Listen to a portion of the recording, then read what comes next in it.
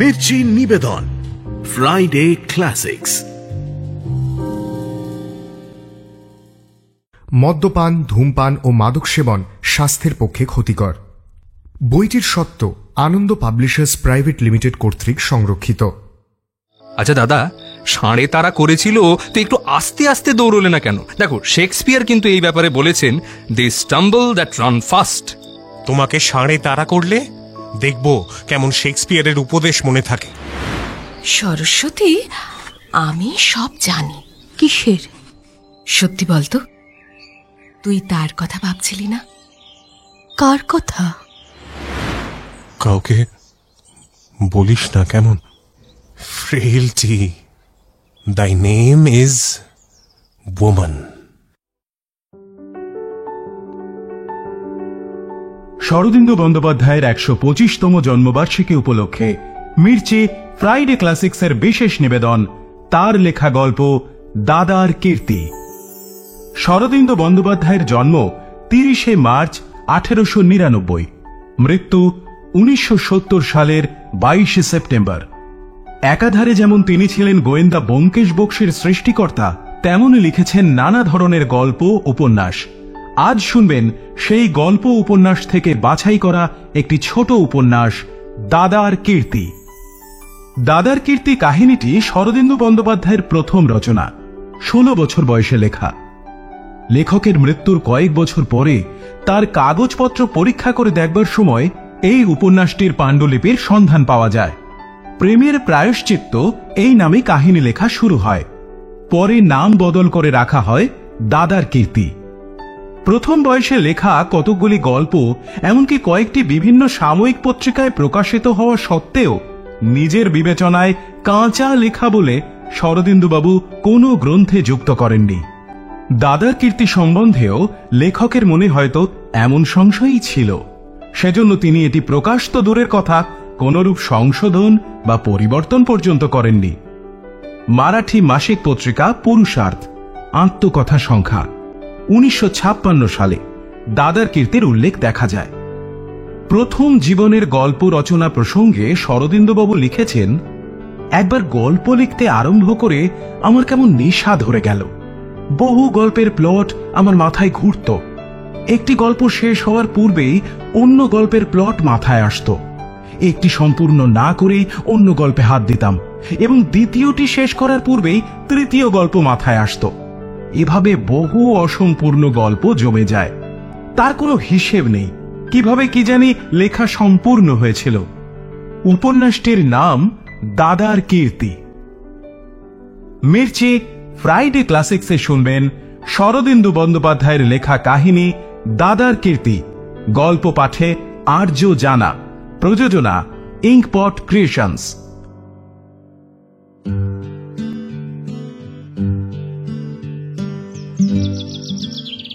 না দাদা, তোমার বিয়েটা না হলেই নয়।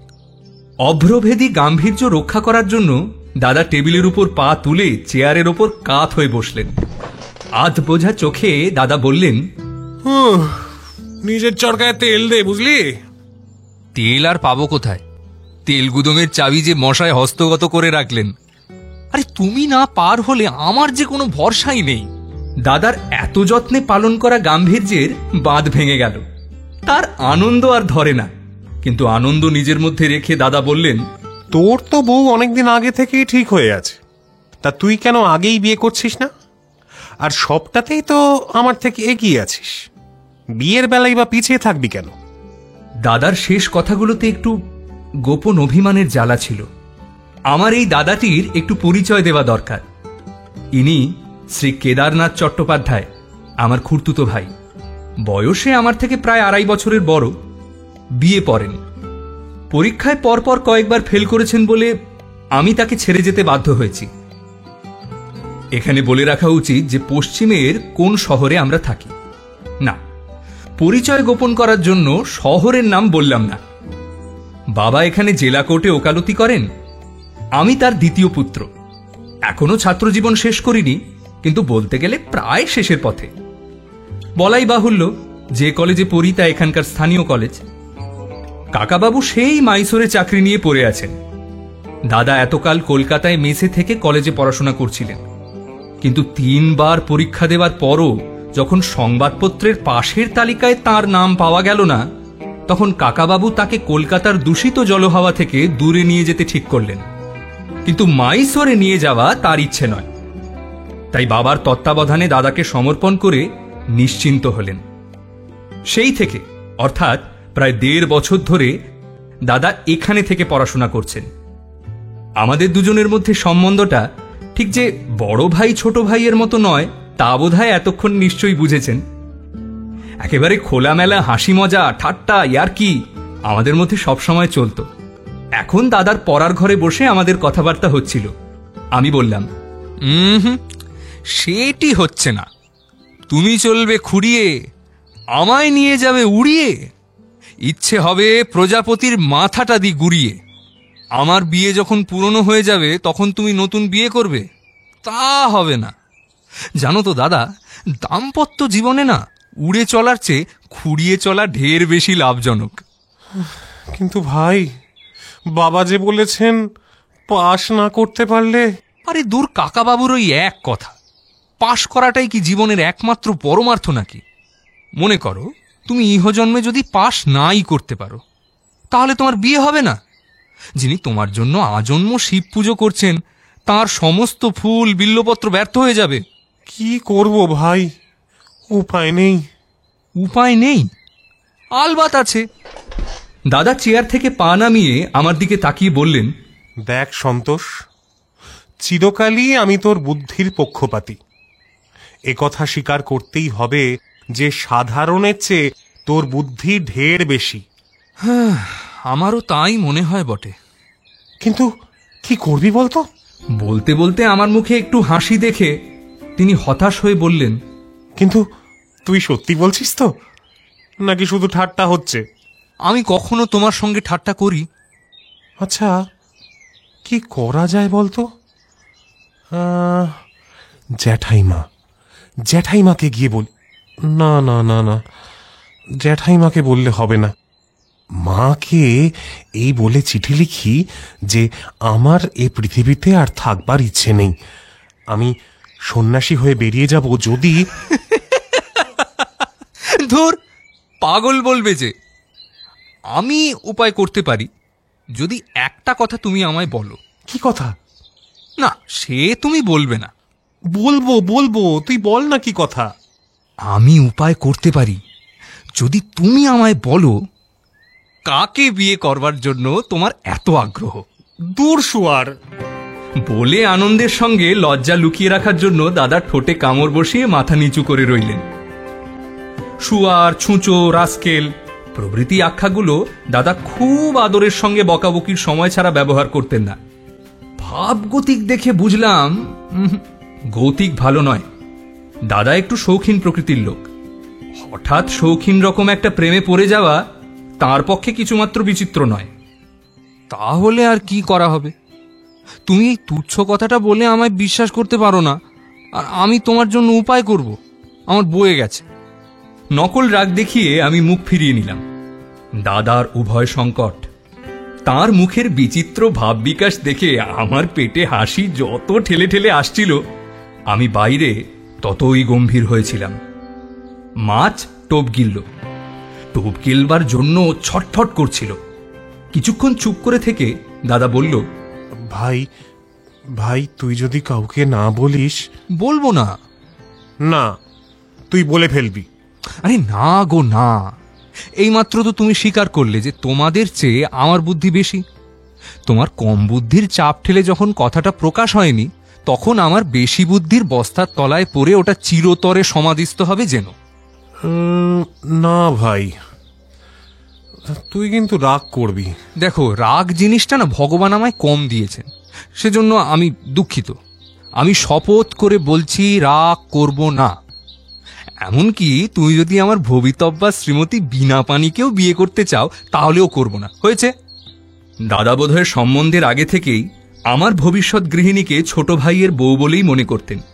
তিনি আমার দিকে ঘুষি পাকিয়ে বললেন, সে কেন? ছুঁচো কোথাকার।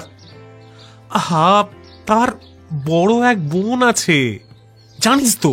হ্যাঁ, সরস্বতী? হ্যাঁ, রক ঘেঁষে আন্দাজ করেছি তাহলে। দাদা খুব অপ্রস্তুত হয়ে বললেন, আমি বললুম তুই রাগ করবি। রাগ করলে বুঝি লোকে হাসে? বেশ, যা হোক, কিন্তু তোমার এই রোমহর্ষক প্রেমের সূত্রপাত হলো কি করে শুনি? সরস্বতীর মতো ন্যাকগুয়ে মেয়ে নাই শহরে আর দুটি নেই। শুনে দাদা চোখ আধবোজা করে চেয়ারে হেলান দিয়ে মৃদু কণ্ঠে আবৃত্তি করলেন। I know not, I ask not, if guilt is in that heart. I know that I love thee, whatever thou art. আমি তো স্তম্ভিত। বুঝলাম দাদার অবস্থা খুব খারাপ। কবিতাই প্রেমে পড়ার চরম লক্ষণ। দাদার প্রেম যে জমে হিমালয়ের মতো শক্ত হয়ে গেছে তাতে আর কোনো সন্দেহ রইল না। আমি বললাম, বাবা, তুমি যেরকম কবিতা ওড়াচ্ছ, তোমাকে আমাদের কোটেশন ক্লাবের মেম্বার না করলে আর চলছে না। কিন্তু আমার এই প্রশ্নের জবাব দাও দেখি, তোমার এই প্রেমের সূত্রপাত কি করে হলো সেটা বলো তো। না না না, আগে উপায় কি বল। খুব সোজা, আমি বৌদিকে দিয়ে মাকে জানাবো যে আমার বিয়ে করবার ইচ্ছে হয়েছে। এতদিন অমত করে এসেছি, মা নিশ্চয় খুব তাড়াতাড়ি করবেন। অথচ তোমার বিয়ে না হলে আমার কিন্তু বিয়ে হতে পারে না। মন্ত্রণা শুনে দাদা আনন্দে লাফিয়ে এসে আমার সঙ্গে সজোরে শেক হ্যান্ড করে বললেন, সত্যি সত্যি সন্তোষ, তোকে আর কি বলবো। কিন্তু ভাই, তার সঙ্গেই যে হবে। আরে কিচ্ছু ভেবো না দাদা, আমাদের বৌদি থাকতে কিসের ভাবনা? তাকে বললেই সব ঠিক হয়ে যাবে। দাদার মুখে চোখে কি এক অদ্ভুত ভালো লাগা ফুটে উঠতে লাগলো। আমি তার ছোট না হয়ে যদি বড় হতাম তাহলে তিনি সঙ্গে সঙ্গে আমায় গড় হয়ে প্রণাম করতেন, সন্দেহ নেই। এবার তোমার প্রেমের কাহিনী বলো। দাদা আর না করলেন না। চুলের সিথির মধ্যে আঙুল চালাতে চালাতে বললেন, আমি একদিন কলেজ যাচ্ছি। নিশ্চয়ই সেদিন খুব গরম ছিল আর ছাতাটাও বোধ করি নিতে ভুলে গিয়েছিলে। না, গরম তত ছিল না। কেন? আরে না না, তারপর আমি ওদের বাড়ির সামনে দিয়ে যাচ্ছি, তখন দেখি তিনি দরজার কাছে দাঁড়িয়ে ফেরিওয়ালার কাছে জিনিস কিনছেন। তিনি বাঁ হাতের নাকের নোলকটি ধরে নাড়ছিলেন, আর এমন একটা কমনীয় শ্রী তার সর্বাঙ্গ থেকে ফুটে বার হচ্ছিল যে সে বর্ণনা করা যায় না। তোকে আর কি বলবো, খুবই মানুষ চোখে কল্পনা করে নে। ফেরিওয়ালার সঙ্গে দরদস্তুর করতে করতে তার শরীরে নরম ভাবের উদয় হয়েছিল। আচ্ছা দাদা, তুমি ঠিক জানো তিনি ফেরিওয়ালার প্রেমে পড়েননি? দূর রাস্কেল, সে একটা বুড়ো কোথাকার। ও আচ্ছা আচ্ছা আচ্ছা, তবে ভরসা আছে। তারপর তিনি কি করছিলেন? একখানা আয়না কিনছিলেন। বোধহয় খুব একটা পছন্দ হয়নি, আর তাই সেখানা ফেরত দিচ্ছিলেন। তার মুখের রক্তিম আভা। আয়না ফেরত দিচ্ছিলেন, মুখে রক্তিম আভা। ও বুঝেছি। তা সত্যি কথা বলেছিল বলে আয়নার উপর রাগ করা অন্যায়। শাস্ত্রে আছে, হিতং মনোহারি চ দুর্লভং বচঃ। তিনি যে সুন্দরী এ কথা কিন্তু তুইও অস্বীকার করতে পারিস না। বেশ বেশ, পারি না। তারপর কি হলো বলো? হ্যাঁ বলছি, পকেটে হাত দিয়ে দেখি কাপড়ে একটা ফুটো দিয়ে আমার পেন্সিলটা কখন রাস্তায় পড়ে গেছে। কি আর করা যায়, কলেজে তো রাশি রাশি নোট লিখতে হবে।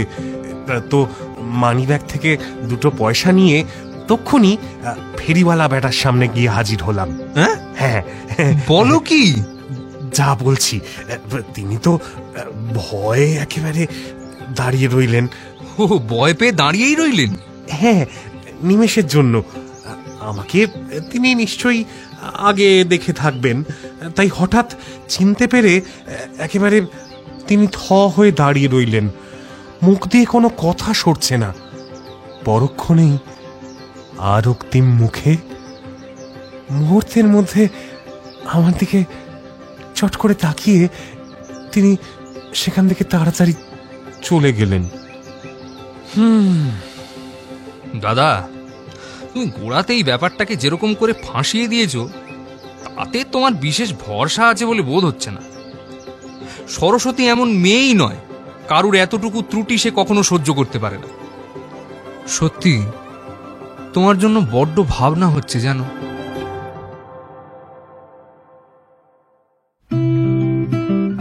একটি ছোট একতলা বাড়িতে আমাদের ক্লাব, 4টি ঘর এবং 2টি বারান্দা নিয়ে ছোট্ট কম্পাউন্ড। তাতে ব্যাডমিন্টন খেলার ব্যবস্থা আছে। আমরা প্রায় 8-9 জন বাঙালি এই ক্লাবের মেম্বার। অনেক ভেবেচিন্তে এর নাম রেখেছি কোটেশন ক্লাব। আমরা এখানে যথাসম্ভব কোটেশনে কথা বলে থাকি। নিজের নিজের রচনা আপনাদেরকে পড়ে শোনাই, সাময়িক সাহিত্য, দৈনিক সংবাদপত্রের সমালোচনা করি, গান গাই এবং অনেক গল্প করি। কিন্তু আমাদের সভার উদ্দেশ্য উল্লেখ করা বিষয়গুলোর থেকেও মহৎ। আমরা প্রয়োজন এবং সাধ্য হিসেবে পরোপকারও করে থাকি। স্কুলের কোনো ছাত্র শিক্ষিকার অভাবে পড়তে না পারলে আমরা তাদের পড়াশোনা করানোর ব্যবস্থা করি, এবং লোকের অভাবে মরা নিয়ে যাওয়ার কেউ না থাকলে সে ভারও আমরা কাঁধে বহন করি। ক্লাব সম্প্রতি গঠন হয়েছে। আমরা সব মেম্বারই উদ্যোগী। আমাদের কারো কারো নাম এখন না হোক অন্য জায়গার পাঠক পাঠিকার প্রয়োজন হতে পারে, এই জন্য উল্লেখ করলাম। যেমন সন্তোষ সভাপতি, অমূল্য সম্পাদক, এছাড়া অনাদি, চুনি, প্রভাত, বড়দা, হজি ও পৃথ্বী। ভবিষ্যতে আরও একনিষ্ঠ মেম্বারের প্রত্যাশা রাখি। সন্ধ্যার সময় আমাদের ক্লাব বসত। সেদিন ঠিক সময় উপস্থিত হয়ে দেখি বাইরের অন্ধকারে কে একজন চেয়ার পেতে বসে আছে। আরো অনেকের গলার আওয়াজ ঘরের ভেতর থেকে আসছিল। বাইরে যে বসেছিল তার উদ্দেশ্যে বললাম, কে? Whose there? Nay, answer me. Stand and unfold thyself. God save the Quotation Club. সন্তোষ, হে, কি হে? আজ যে গেট পার হতে না হতেই কোটেশনের ছুচোবাজি ছেড়ে দিলে। আমি একটা চেয়ার বাইরে এনে তার পাশে বসে বললাম, তা কি ভাবছো মনে মনে? ভাবছি আমি কবিতা লিখলে কেমন হয়। ও, লিখেছ নাকি? এক স্ট্যান্জা। কই শুনি। শোন। জনম অবধিকার তোমা পরে অধিকার, প্রিয় বলে ডাকিবার দিয়াছেন বিধি। জানি না গো আমি তাহা, তবু ভাবি যদি আহা পাইতাম তোমা হেন অলকার নিধি। কি বিষয়? সেইটা এখনো ঠিক করতে পারিনি। আচ্ছা যাকগে, এখন তোমার সংবাদ। আমার মন্দ নয়, কিন্তু আমার কেদার দাদার সংবাদ বড়ই আশঙ্কাজনক। তার সম্বন্ধে I could a tale unfold whose lightest word would... খুলে বলো, খুলে বলো। অকস্মাৎ দাদা প্রেমে পড়ে গেছে। হ্যাঁ? কার সঙ্গে? আমি আদ্যপান্ত বিস্তারিত বর্ণনা করলাম। দিনের শেষে অমূল্যের কাছে মনের সমস্ত কথা না বললে আমার চলত না।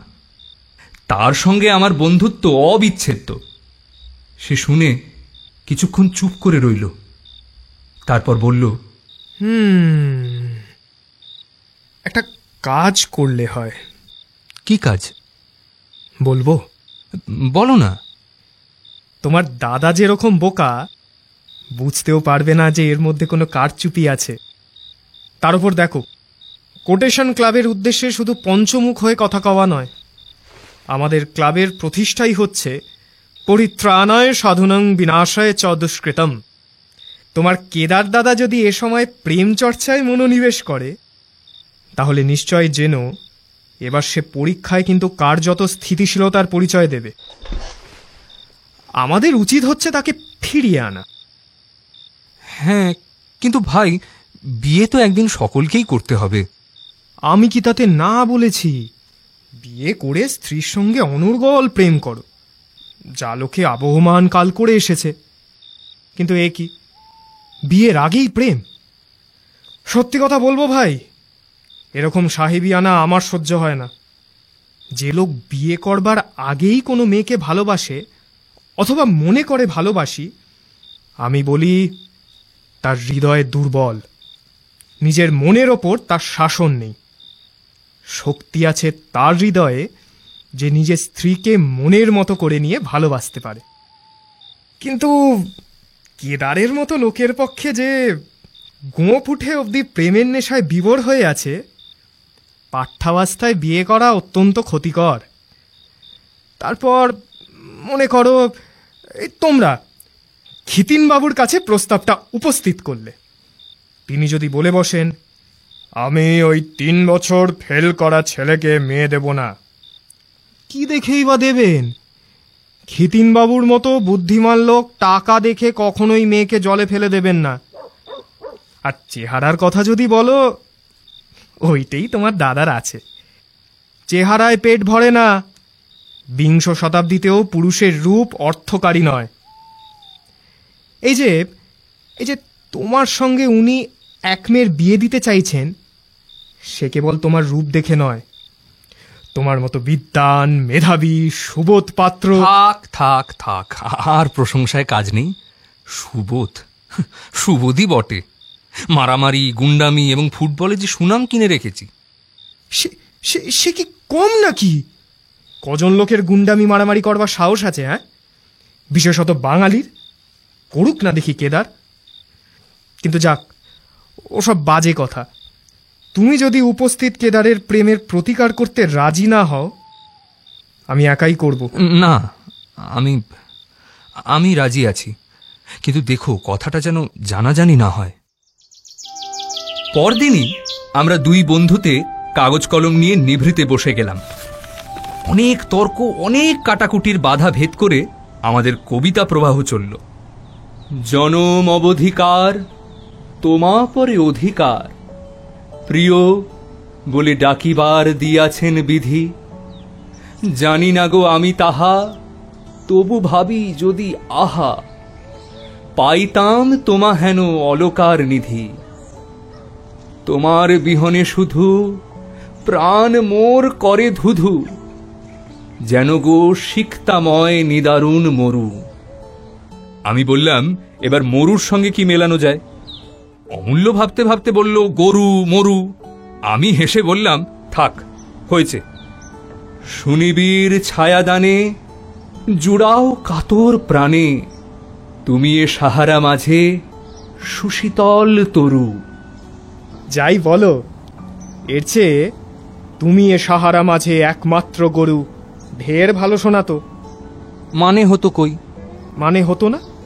এর মানে এই হতো যে আমার প্রাণ সাহারার মতো শুকনো, তাতে যে কগাছি ঘাস জন্মায় সে কেবল তোমারই জন্য।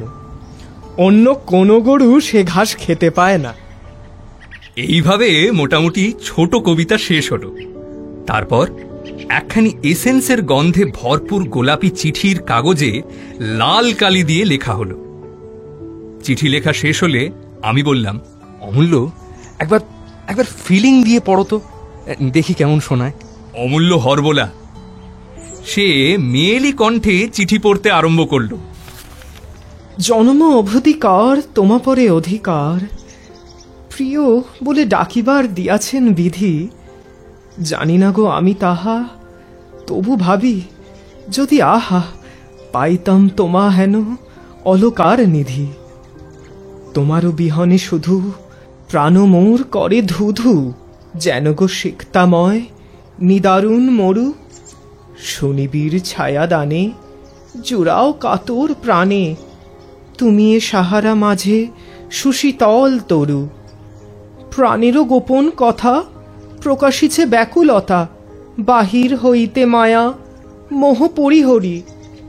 লেখনি সে বাঁধো বাঁধো, কথা কহে আধো আধো, দুয়ারে দাঁড়ায়ে আছে সরম প্রহরী। ভাঙ্গি সরমেরও বাঁধ, মনেরও আকুল সাধ, গিরিজা তটিনী সমধায় তব পানে। তুমি মম হে সাগর, তুমি মম হে নাগর, হতাশা দিও না ঢেলে প্রসিত পরাণে। করিবারে দাসীপনা ভেবেছিনু বাসিব না বিপুল, এ ধরা মাঝে কাহারেও ভালো।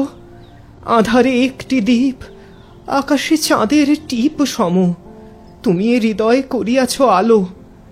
তাই আজ যেচে এসে পড়েছি চরণ দেশে, যেন মোরে এ জগতে বড় অভাগিনী।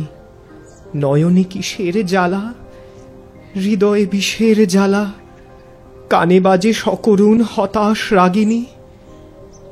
প্রভাত আলোক মিশে বায়ুধায় দিশে দিশে, কত কুসুমিকা তারে পবন তো জানে না তা। জানে সেই বুকে যার দিয়ে ফেলে প্রাণ, ফুল বোঝে নিজ ব্যথা বিধে আছে বান। তাই এই বাচালতা আনমনে কত শত, এই বলে ক্ষমা করো। চপল চটুল কথা, বাতুল প্রলাপ, একটি কঠিন স্বর তেজিয়াছে, মুড়ে চাহি মদনের চাপ। একবার আসিও, তোমাকে প্রাণ ভরিয়া দেখিব, মনের কথা বলিব। কাল রাত্রি 9টার সময় আমাদের বাড়ির পিছনে তেঁতুল গাছের নিচে। ইতি তোমারই আকাঙ্ক্ষিনী, যাহাকে ফেরিওয়ালার সঙ্গে দেখিয়াছিলে। পাঠ শেষ করে অমূল্য বলল, তুমি থাকবে গাছের ওপর, আমি কিছু দূরে আড়ালে লুকিয়ে থাকবো, বুঝলে? তুমি জোরে শীষ দিলেই আমি এসে রক্তাক্ত হস্তে একেবারে আসামি গ্রেপ্তার করব। তখনই দাদার নামে চিঠি পোস্ট করা হলো। শহরের যে পাড়াটায় আমরা থাকি তার শহর বাজার থেকে বেশ একটু দূরে বলে সবসময়ই বেশ নির্জন এবং কোলাহল শূন্য। আমাদের কয়েকটি বাঙালি ভদ্র পরিবার নিয়ে এই ছোট্ট নিভৃত পাড়াটি গঠিত। স্থানটিও খুব মনোরম। পাড়ার বাড়িগুলোকে 2 শ্রেণীতে ভাগ করে লম্বা সরু পথ চলে গেছে। রাস্তার দুধারে বড় বড় পুরনো নবাবী আমলের গাছ পথটাকে ছায়ায় ঢেকে রেখেছে। বাড়িগুলোর পেছনেও অনেক জমির ওপর ওরকম গাছ সুন্দর বাগানের তৈরি করেছে। ছেলেবেলায় এই গাছপালার মাথার ওপর কতদিন দুপুরে, কত জ্যোৎস্নামাখা রাতে কোকিলের বারবার কুহু ডাক শুনেছি। কত অন্ধকার রাত্রে বাড়ির পেছন দিকের বনের দিকে তাকাতে ভয় পেয়েছি। এখন সেই সব কথা মনে পড়ে। বুড়ো লম্বা জটওয়ালা বটগাছগুলোকে পথের পাশে সারি সারি দাঁড়িয়ে থাকতে দেখে মনটা 100 বছর আগেকার কত অসংলগ্ন স্বপ্নে বিভোর হয়ে যায়।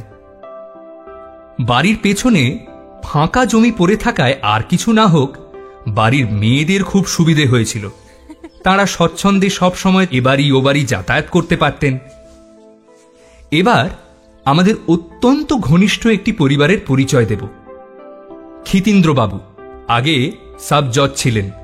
50 বছর বয়সে তিনি অবসর নিয়ে আজ 7 বছর এখানে ঘরবাড়ি করে বাস করছেন।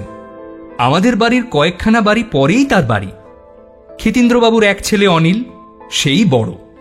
তারপরে 2 মেয়ে, সরস্বতী ও বীণা। ক্ষিতীনবাবু যদিও 7 বছর অবসর নিয়েছেন, তাও তার স্বাস্থ্য খুব ভালোই আছে। চুল এখনো অর্ধেক পাকেনি। তার প্রধান কারণ বোধ হয় ওই যে তিনি এই বছর সংসারের সব আলোচনা ত্যাগ করে কেবল বেদান্ত চর্চা করছেন। এ বিষয়ে তাঁর জ্ঞান অসামান্য। ক্ষিতীনবাবু যখন প্রথম এখানে আসেন তখন সরস্বতীর বয়স 8 বছর এবং বীণার 5। প্রথম থেকেই আমাদের সঙ্গে ক্ষিতীনবাবুর পরিবারের খুব মাখামাখি হয়ে গেল। কিছুদিনের মধ্যেই মা ঠিক করে ফেললেন যে বীণাকে তার ছেলের বউ করবেন। মার বিশ্বাস তার ফুটফুটে ছেলের পাশে এই টুকটুকে মেয়েটি দিব্য মানাবে। অতএব সকলেই আমাকে বীণার ভবিষ্যৎ বর বলেই জানত এবং এ পর্যন্ত কোনো দিক দিয়েই এ বিষয়ে কোনো ওজোর আপত্তি ওঠেনি। সরস্বতী বেচারির এ পর্যন্ত বর লাভ ঘটেনি, কেন জানি না। মেয়েটি বেশ সময় সময় মনে হয় আমারটির মতোই যেন সে ভালো। বলা বাহুল্য, একে দেখেই আমার দাদাটি প্রেমে পড়েছেন। আন্দাজ 7:45 সময় সরস্বতীদের বাড়ির পেছন দিককার তেঁতুল গাছে গিয়ে উঠলাম। গাছটা বড় নয়, অপেক্ষাকৃত লম্বা। গাছে উঠে জমি থেকে প্রায় 10 ফুট ওপরে একটা মজবুত ডালের দুদিকে পা ঝুলিয়ে বসলাম। তারপর পিঠে আরেকটা ডাল হেলান দিয়ে নিশ্চিন্ত মনে সিগারেট টানতে লাগলাম। দাদা চিঠি পেয়েছেন দেখেছি, অতএব নিশ্চয়ই আসবেন। পাছে যদি কিছু আগে এসে পড়েন, এই ভয়ে সকাল সকাল পাহারা আরম্ভ করলাম। দাদাকে দেখা মাত্র কিভাবে তাঁর ঘাড়ে লাফিয়ে পড়ব তা ঠিক করে রাখলাম। অমূল্য নিশ্চয়ই কাছাকাছি কোথাও লুকিয়ে কান খাড়া করে আমার শীষের প্রতীক্ষা করছে। ফাঁদ প্রস্তুত, এখন শিকার আসলেই হয়। কিছুক্ষণ এইভাবে অন্ধকারে বসে মশা তাড়াচ্ছি। এমন সময় পায়ের শব্দ শুনে চমকে উঠলাম। দেখি দুজন লোক এসে গাছের তলায় কয়েকটা চেয়ার রেখে গেল। কিছু বুঝতে পারলাম না। পরক্ষণেই খিতিনবাবু তার ছেলে, মেয়ে ও বউয়ের সঙ্গে এসে চেয়ারগুলি অধিকার করে বসলেন। আমি প্রমাদ গুনতে লাগলাম। কি ভয়ানক! কে জানতো যে এরা এই সময় এই গাছের তলায় এসে বসেন? যদি এই সময় এরা থাকতে থাকতে আমার বুদ্ধিমান দাদাটি এসে দর্শন দেন, তাহলে কি হবে? আমি যদি এই গাছের উপর ধরা পড়ি, তাহলে অবস্থাটা কিরকম দাঁড়াবে মনে করেই আমার সারা গায়ে কাঁটা দিল। অসংখ্য মশা আমাকে অবাধে কামড়াতে লাগলো। আমি হাত নেড়ে তাদের তাড়াতে পারলাম না। কি জানি যদি শব্দ হয়। আড়ষ্ট হয়ে বসে রইলাম। ভয়ে তালু পর্যন্ত শুকিয়ে কাঠ হয়ে গেল। নিজের দুরবস্থা দেখে নিজেরই কান্না আসতে লাগলো। সরস্বতীর মা অনেক গল্প করতে লাগলেন। সংসারের কথা, বাইরের কথা, মেয়েদের বিয়ের কথাও দু একবার তুললেন। অনিল মাঝে মাঝে মার কথায় যোগ দিতে লাগলো। রাত্রি যখন 8:45, তখন খিতিনবাবু শেষ এক হাই তুলে উঠে গেলেন। যাবার সময় অনিলকে বলে গেলেন, অনিল, তুমি এখন থেকে একটু করে বেদান্ত পড়ো। খিতিনবাবুর সঙ্গে তার বউ এবং অনিলও উঠে গেল। আমি মনে মনে কিছুটা আশ্বস্ত হলাম। সকলে চলে গেলে বীণা সরস্বতীর পাশের চেয়ারে গিয়ে বসল। কিছুক্ষণ চুপ করে থেকে বলল, দিদি, তুমি আজকাল কবিতা লেখো, আমায় দেখাও না তো। দেখাই না? কই দেখাও? সরস্বতী অপরাধীর মতো চুপ করে রইল। দিদি দোষ স্বীকার করল দেখে বীণার আর রাগ রইল না। সে হেসে বলল, বুঝেছি, বরের কথা লেখা হয় কি না? ভালোবাসার কথা যে বর ছাড়া আর কারো বিষয় হতে পারে না, তা বীণা বিলক্ষণ জানত। মাথা নেই মাথা ব্যথা। বলিস তো তোর বরের কথা লিখে দিতে পারি। কি লিখবে? তার কণ্ঠস্বরে লজ্জার সঙ্গে কৌতূহলের যে একটা দ্বন্দ্ব চলছিল, গাছের উপর থেকেও আমি তা বুঝতে পারলাম। প্রথমেই তার রূপ বর্ণনা করা যাবে। তার খানিকটা উদাহরণ শোন। মুন্ডুখানি কেশমাত্রহীন রে, ইন্দ্রলুপ্ত অতীব মসৃণ রে, বুমবৎ দিগন্তে বিলীন রে, টিকিটি বিশাল বৈজয়ন্তী রে, বর্ণ যিনি আসামেরই দন্তি রে, রাত কানা এমনই কিংবদন্তি রে। প্রকৃতপক্ষে আমার দিগন্তব্যাপী টাকও নেই, টিকিও নেই, আসামের হাতির মতন বর্ণও নয়, এবং রাতকানার কিংবদন্তিটা নিতান্তই ভিত্তিহীন। সরস্বতীর বর্ণনাটা যে আগাগোড়াই একটা মস্ত ভুল, তা বোধ করি কাউকে বুঝিয়ে বলতে হবে না। কারণ যেখানে মুন্ডখানি কেশমাত্রহীন, সেখানে বিশাল বৈজন্তীর মতো টিকির স্থান কোথায়? বিনা বরের এরূপ বর্ণনা শুনে রেগে গেল। কারই বা সহ্য হয়? বলল, ওই রকম বুঝি? ভারী তো জানো তুমি। না, সবই তুই জানিস। তোর বর বলে শুধু তুই দেখিস, আমরা তো দেখতে পাই না। আচ্ছা বিনা, তাকে তো সেই কবে দেখেছিস? আজকাল তো বাড়ির ভেতর আসেও না। কি করে জানলি যে সে ওই রকম হয়ে যায়নি? বারে রোজ বাড়ির সম্মুখ দিয়ে কলেজ যায়, আর তুমি বুঝি লুকিয়ে লুকিয়ে তার মুখখানির উপর দৃষ্টি দাও? দাঁড়াও না, কালই আমি তাকে সাবধান করে দিচ্ছি, যেন এ রাস্তা দিয়ে আর কলেজ না যায়। ধরা পড়ে গিয়ে বীণা দিদির গলা জড়িয়ে ধরল। তার বুকে মুখ লুকিয়ে বলল, না ভাই দিদি, তার বোধহয় বিশ্বাস যে সরস্বতী সত্যি সত্যি আমাকে ও পথ দিয়ে কলেজ যেতে বারণ করবে। করলেও সে বারণ কতদূর গ্রাহ্য হতো তা বলার প্রয়োজন নেই। বেশ ভাই, বরং তাকে বলে দেব যেন রবিবারেও কলেজ যায়। রবিবারে কলেজ না থাকা যে কতদূর ক্ষতিকর তা আমি মর্মে মর্মে উপলব্ধি করতে লাগলাম। আচ্ছা বিনা, তুই যে এখন ভারী বড়বড় করে লাফাচ্ছিস, তুই যখন বিয়ে হয়ে বরের কাছে চলে যাবি আমার জন্য মন কেমন করবে না? হ্যাঁ, করবে না বুঝি?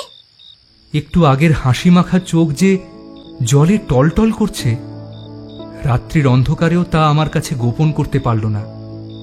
সরস্বতী ছোট বোনের গলা জড়িয়ে ধরে একটা চুমু খেল, তারপর সেইভাবে একে অপরের গলা জড়িয়ে বসে রইল।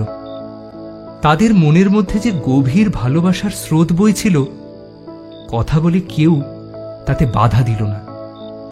কিছুক্ষণ এইভাবে থাকা, বিনা হঠাৎ সজোরে বলে উঠল, দিদি, একটা কাজ করলে হয় না? কথাটা এভাবে বলে ফেলেই আবার লজ্জায় চুপ করে গেল। সরস্বতী বলল, কি কাজ?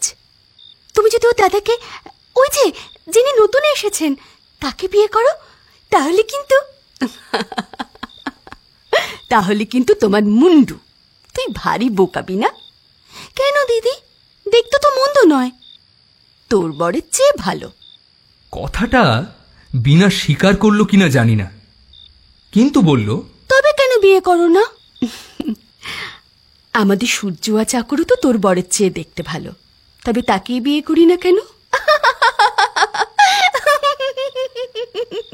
তুলনা শুনে বিনা খিলখিল করে হেসে উঠল।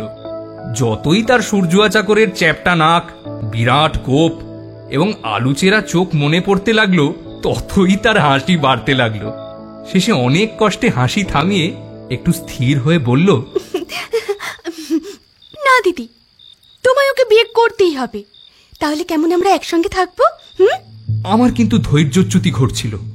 ইচ্ছে হচ্ছিল গাছ থেকে নেমে গিয়ে বলি, মহাশয়রা, আপনাদের সৎ পরামর্শ আমি শুনে ফেলেছি, এখন তাড়াতাড়ি এই জায়গা থেকে যান, নইলে বিপদ আসছে। সরস্বতী, বিনা, কোথায় রে? আচ্ছা আচ্ছা, সে হবে এখন। মা ডাকছেন, শুনতে পাচ্ছিস? তুমি যাবে না? তুই যা, আমি যাচ্ছি। বিনা চলে গেল। ঘাসের উপর তার পায়ের শব্দ মিলিয়ে গেলে পর সরস্বতী চেয়ার ছেড়ে উঠে দাঁড়ালো। তারপর সেই মাটির ওপর নতজানু হয়ে বসে হাত জোর করে গারস্বরে ডাকল, ভগবান, বিনার আমার মঙ্গল করো। ছোট বোনটি যেন তার স্বামীকে পেয়ে সুখে থাকে। গাছের উপর আমি স্তম্ভিত, আর একটু হলেই পা ফসকে পড়ে যেতাম। এমন সময় পায়ের শব্দ। গোলমাল হওয়ার আশঙ্কায় শিউরে উঠলাম। অতি সাবধানে পা টিপে টিপে কে ঠিক গাছতলায় এসে দাঁড়ালো। বুঝতে বাকি রইল না যে দাদা এসেছেন। তার গায়ে কালো কোট, পায়ে বার্নিশ পাংশু, পরনে কালো পেরে ধুতি, আগাগোড়াই অভিসারের সাজ। সরস্বতী চমকে উঠে দাঁড়িয়ে বলল, কে? আমি? কে তুমি? আমি কেদার। আপনি এখানে এত রাত্রে? বিস্ময় তার স্বাভাবিক লজ্জাকে পর্যন্ত অভিভূত করে ফেলেছিল।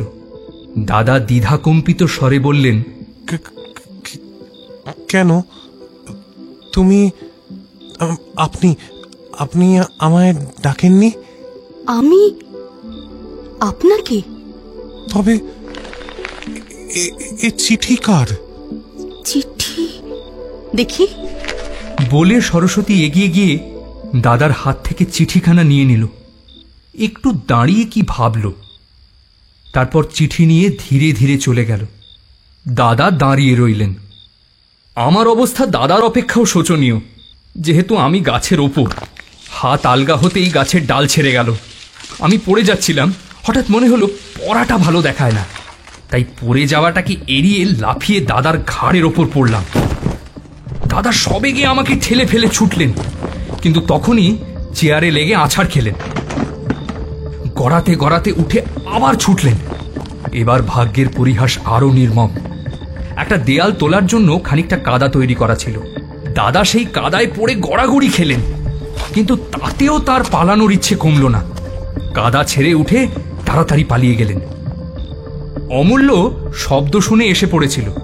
তাকে দু কথায় ঘটনাগুলো বুঝিয়ে তাড়াতাড়ি বাড়ি ফিরে দেখি দাদা আঙুল থেকে নাকের ডগা পর্যন্ত কাদা মেখে বসে আছেন। এক পাটি জুতো ফিরেছে, তাও ছিন্ন ভিন্ন। বড় বৌদিদি জল দিয়ে কাদা ধুয়ে দিচ্ছেন, কিন্তু যত না কাজ করছেন তার 4 গুণ হাসছেন। দাদা রেগে বললেন, তুমি তো হাসবেই বৌদি। কি যাতনা বিষে জানিবে সে কিসে কভু, 80 বিষে দংশে নিজারে। আমার মতো অবস্থা হলে বুঝতে পারতে। এমন সময় আমি গিয়ে উপস্থিত। বললাম, কি দাদা, তোমার এই মূর্তি হলো কি করে গো? ষাঁড়ে তাড়া করেছিল। ষাঁড়ে তাড়া বলো কি গো? আমাদের পাড়ার সেই কালো ষাঁড়টা বুঝি? ওটা যখন ভালো থাকে তখন বেশ থাকে, কিন্তু রাগলে আর রক্ষে নেই। আচ্ছা দাদা, ষাঁড়ে তাড়া করেছিল তো একটু আস্তে আস্তে দৌড়লে না কেন? দেখো, শেক্সপিয়ার কিন্তু এই ব্যাপারে বলেছেন, দে স্টাম্বল দ্যাট রান ফাস্ট। দাদা দেখলেন রাগ করা বৃথা। রাগের আগুনকে যতই তিনি উস্কে দেওয়ার চেষ্টা করছিলেন, আমাদের হাসির চোটে ততই তা নিভে যাচ্ছিল। নিরুপায় হয়ে দাদা উদাসীনভাবে বললেন, তোমাকে ষাঁড়ে তাড়া করলে দেখবো কেমন শেক্সপিয়ারের উপদেশ মনে থাকে। দুঃখের বিষয়, আমায় কখনো ষাঁড়ে তাড়া করবে কিনা তা কিন্তু কেউ জানে না। না, যদিও বা করে, তুমি হয়তো তখন উপস্থিত থাকবে না। যাক, কিন্তু তুমি তখন কেন একটা গাছের ওপর উঠে পড়লে না গো? দাদা একে আমাদের ঠাট্টার আক্রমণে একটু কাবু হয়ে পড়েছিলেন, তার ওপর মনের মধ্যে ভয়ঙ্কর রকমের একটা উত্তেজনা ছিল। তিনি তাড়াতাড়ি বলে ফেললেন, আর গাছ থেকেই তো ষাঁড়টা। বলতে বলতে থেমে গেলেন। হ্যাঁ, কিরকম? গাছ থেকে ষাঁড় নামলো? আজকাল কি ষাঁড়গুলো গাছে উঠতে আরম্ভ করেছে নাকি?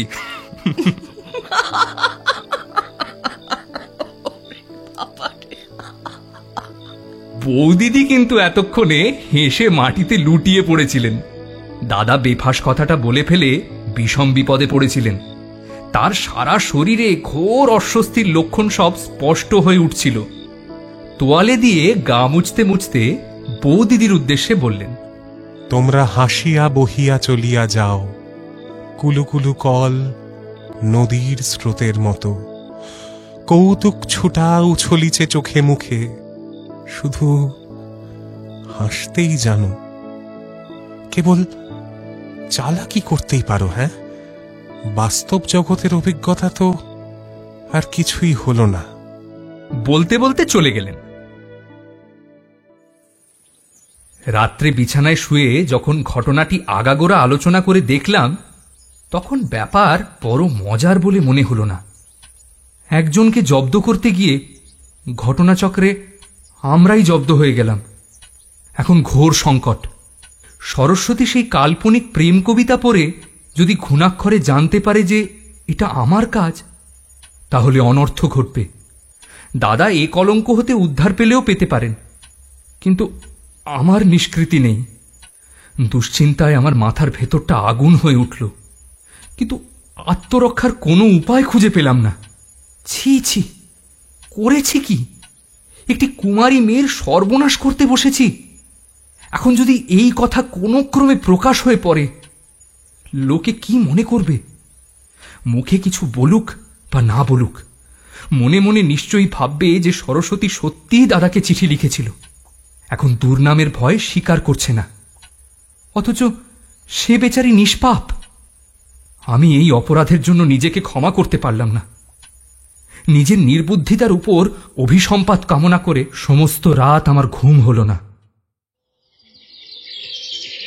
পরদিন বেলা প্রায় 8টার সময় দাদা যখন নিজের পড়াশোনায় মন দেবার জন্য নানান চেষ্টা করেও পেরে উঠছিলেন না, তখন আমি গিয়ে বললাম, দাদা বল, কাল কোন জায়গাটায় তোমায় ষাঁড়ে তাড়া করেছিল? ওই পূব দিকের মোড়ের ওপর। আচ্ছা, পামশুও সেইখানেই হারিয়েছ না? উত্তরে দাদা শুধু ঘাড় নাড়লেন। তখন আমি কাদা লাগা জুতোর পাটিটা বার করে বললাম, তাহলে এখানা খিতিনবাবুর বাড়ির পিছনে কি করে গেল গো? দাদার মুখ শুকিয়ে গেল, দুবার ঢোক গিলে বললেন, তাই তো, কি করে গেল? জুতোটা এক কোণে ফেলে দিয়ে আমি তার সামনে একটা চেয়ারে বসে বললাম, মিথ্যে কেন আমার কাছে লুকোচ্ছ দাদা? তার চেয়ে আমার কাছে সব কথা খুলে বলো না। দেখো, আমি যদি কিছু একটা করতে পারি। না না, আরে আমি কাউকে বলবো না। দাদা কিছুক্ষণ চুপ করে রইলেন, তারপর ভাঙা গলায় বললেন, কাউকে বলিস না কেমন? তারপর তিনি যা বললেন তার মর্ম এই, সরস্বতী তাকে এসেন্স মাখানো কাগজে কবিতায় চিঠি দিয়েছিল। সেই চিঠির নির্দেশ অনুসারে তিনি কাল রাত্রে সরস্বতীর বাড়ির পিছনে গিয়েছিলেন। সরস্বতীও সেখানে ছিল, কিন্তু চিঠির কথা শুনে সে আকাশ থেকে পড়ল, তারপর চিঠিখানা নিয়ে চলে গেল। এমন সময়ে গাছ থেকে ইত্যাদি ইত্যাদি। বিবরণ শেষ হলে দাদা একটু বিষাদের হাসি হেসে বললেন, frailty, thy name is woman. যতদূর অবাক হওয়া স্বাভাবিক ততদূর অবাক হয়ে গল্প শুনছিলাম। এখন দাদার দুঃখে স্বাভাবিক দুঃখিত হয়ে বললাম, কেমন, প্রেমের নেশা ছুটেছে তো? এইবার দাদা ভয়ঙ্কর উত্তেজিত হয়ে উঠলেন, সোজা হয়ে বসে বললেন, তুই ভুল করছিস সন্তোষ। তুই মনে করছিস আমি একটা অন্ধ মোহ বা আর কিছুর বশবর্তী হয়ে তার প্রতি অনুরক্ত হয়েছি, কিন্তু তোর মতো ভুল বোধহয় কেউ কখনো করেনি। তুই কি মনে করিস কাল তিনি আমায় প্রত্যাখ্যান করেছেন বলেই আমার সমস্ত প্রেম লুপ্ত হয়ে গেছে? না, বরং তার প্রতি আমার শ্রদ্ধা শতগুণ বেড়ে গেছে। তার এই শিক্ষা আমি জীবনে ভুলব না। তিনি শিখিয়েছেন যে ভালোবেসে প্রতিদান চাইতে নেই। আমরা লেখাপড়া শিখেছি, বড় বড় আইডিয়া মনের মধ্যে ধারণা করার চেষ্টা করি, কিন্তু এই কথাটা পূর্বে কখনো ভাবতে পারিনি। তার কারণ কি জানো? কারণ মানুষের মন বড় প্রবল, বড় স্বার্থপর, তাই 1 গুণ দিয়ে 10 গুণ পেতে চায়, আর স্বার্থের মোহে সহজ বুদ্ধিটুকুরও গলা টিপে ধরে। বলতে বলতে দাদার স্বর যেন নিভে আসলো। আমার খুব খারাপ লাগলো, ইচ্ছে করলো সব কথা বলে ফেলি, কিন্তু তাতে আরো বিপদ। সরস্বতী চিঠি লেখেনি জানতে পারলে দাদার যন্ত্রণা যে কতদূর বেড়ে যাবে তা বলা নিষ্প্রয়োজন। একটা মন নিয়ে বারবার মজা করতে ইচ্ছে হলো না, কারণ নিজের মনও খুব সুস্থ ছিল না। ঠিক সেই সময় বৌদিদি এসে একটু যেন হাসি হাসি সুরে বললেন, কি হচ্ছে তোমাদের ঠাকুরপো? ও কিছু নয় বৌদি। আহা, শুনি না। বৌদিদির ধরন দেখে মনে হলো হয়তো দাদার উত্তেজিত বক্তৃতা শুনেছেন, কিন্তু সহসা ধরা দেওয়া হবে না। অথচ মেয়ে মানুষের কাছে ঢিলা হলেই ধরা পড়ার ভয়। তাই একটু জোরের সঙ্গে বললাম, বললে কি তুমি বুঝতে পারবে বৌদি, এসব হচ্ছে ফিলসফির কথা। তিনি প্রত্যাখ্যান করেছেন বলে আমার ভালোবাসা একটুও কমে যায়নি, ভালোবেসে প্রতিদান চাইতে নেই, এইসব বুঝি তোমাদের ফিলসফির কথা? দাদা বুকে ঘাড় গুজে চুপটি করে বসে রইলেন। আমিও অস্বস্তির মধ্যে পড়লাম, কিন্তু তাও ছাড়ার পাত্র নই। বললাম, নিশ্চয়, মনের বৃত্তিগুলিকে পুঙ্খানুপুঙ্খভাবে বিশ্লেষণ করার শাস্ত্রই তো। তবে ঠাকুরপো, তোমাদের ও শাস্ত্র পড়ে কাজ নেই। তোমরা ছেলে মানুষ, শেষে মাথা বিগড়ে যাবে। দেখো বৌদি, তোমার সব রকম ভণ্ডামি সইতে পারি, কিন্তু তোমার ওই গম্ভীর মুখ সইতে পারি না। গাম্ভীর্য তোমার মুখে একটু মানায় না। বেশ মানি, কিন্তু মিথ্যে কথাও তোমাদের মুখে একটুও মানায় না। বলতে গেলেই ধরা পড়ে যাও। এই যে মেজো ঠাকুরপো যা জোরে কথা বলছিল, বাইরের ঘর থেকে বাবাও বোধহয় 2-1 কথা শুনে থাকবেন। দাদা অত্যন্ত ভয়ে আমার মুখের দিকে তাকালেন। আমি ইঙ্গিতে তাকে শান্ত হতে বললাম, কারণ বাবা যে কিছু শুনতে পাননি এটা নিশ্চিত। একবার মক্কেল পরিবৃত হয়ে বসলে বাজ পড়লেও তার কানে যেত না। এখন লক্ষ্মী ছেলেটির মতন বলে ফেলো তো ব্যাপারটা কি? আমার যতদূর সন্দেহ হয়, কাল রাত্রির ঘটনার সঙ্গে এর কোনো যোগ আছে। দাদা অত্যন্ত ভয় পেলেন। কোনো রকমে তাকে ভরসা দিয়ে বললাম, দাদা মা ভই, বৌদিকে সব কথা বলে ফেলা যাক, তারপর যা হয় হবে, আর না বলেই বা কপন্থা। দাদা অগত্যা রাজি হলেন। তখন আমি বৌদিদিকে টেনে আরেকটা ঘরে নিয়ে গিয়ে সমস্ত খুলে বললাম। নিজের দুষ্কর্মের কথা কিছুমাত্র গোপন করলাম না। সব শুনে বৌদিদি গালে হাত দিয়ে ভাবতে বসলেন। কিছুক্ষণ ভেবে বললেন, ঠাকুরপো, কাজটা ভালো হয়নি। সরস্বতী বড় চালাক মেয়ে, সে এ বিষয় নিয়ে গোলমাল করবে না, কিন্তু এই যে তোমার কাজ, তা সে কবিতা দেখেই বুঝবে। সেটা কিন্তু ভালো হবে না ভাই। তার চেয়ে তুমি গিয়ে তার কাছে নিজের সমস্ত দোষ স্বীকার করে ক্ষমা চেয়ে এসো, তাহলে সে সহজে তোমায় ক্ষমা করতে পারবে। আর তোমার দাদার কথা সে আমি আরো ভেবে দেখব। ভেবে চিনতে বৌদিদির কথা মতোই কাজ করা উচিত বলে মনে করলাম। আরো মনে মনে ঠিক করলাম, নিজের জন্য ক্ষমা তো চাইবই, সেই সঙ্গে দাদার হয়েও ক্ষমাটা চেয়ে নেব। বিকালে আন্দাজ 5টার সময় দাদাকে নিয়ে বের হলাম। বললাম, চলো দাদা, একটু বেরিয়ে আসা যাক। কোথায় যাবে? আরে চলোই না, একটু নির্মল বায়ু সেবন করে আসবে। দাদা আর আপত্তি করলেন না। সময় সময় মানুষের মনের এমন অবস্থা হয় যখন কারো তুচ্ছ কথারও প্রতিবাদ করতে মন চায় না। অতএব আমরা দুজনে বেরিয়ে পড়লাম। যখন খিতিনবাবুর বাড়ির গেট দিয়ে ঢুকলাম, তখন দাদা থমকে দাঁড়ালেন। আমি বললাম, ও কি, দাঁড়ালে কেন? চলে এসো না। দাদার মুখ চোখ লাল হয়ে উঠল। তিনি বললেন, এই বুঝি নির্মল বায়ু সেবনের জায়গা? আমি কোনো রকমে দাদাকে টেনে বাগান পার হয়ে বাড়ির সামনে উপস্থিত হলাম। বাড়িতে ঢুকতেই সামনে বৈঠকখানা। জিজ্ঞেস করে জানলাম খিতিনবাবু বাড়িতেই আছেন। পুরাতন বেয়ারা ভোলা একটু হেসে বলল, ভেতরে চলে যান বাবু, আপনারই তো বাড়ি। ছেলেবেলায় কতবার বাড়ির ভেতরে গিয়েছি, কিন্তু আজ অনেকদিন পরে কেমন লজ্জা করতে লাগলো। উপরন্তু দাদাকে নিয়ে ভেতরে যাওয়াটা ঠিক হবে না, অথচ তাঁকে বাইরে একলা বসিয়ে রেখে নিজে ভেতরে যাওয়াটাও কেমন লজ্জার ব্যাপার মনে হলো। আমি ইতস্তত করছি দেখে ভোলা বলল, বাবু এই পাশের ঘরেই আছেন, আপনারা ভেতরে যান। আমরা ধীরে ধীরে পাশের ঘরে ঢুকলাম। ঘরটি খুব বড় নয়, তাতে সরঞ্জামের মধ্যে একটি খাট, একটি চেয়ার, একটি টেবিল এবং দেয়ালে কতগুলো বিলেতি ছবি।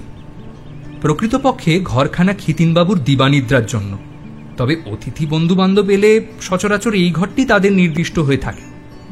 আমরা ঘরে ঢুকে দেখলাম খিতিনবাবু বিছানায় চিত হয়ে শুয়ে কড়িকাঠের দিকে তাকিয়ে আছেন।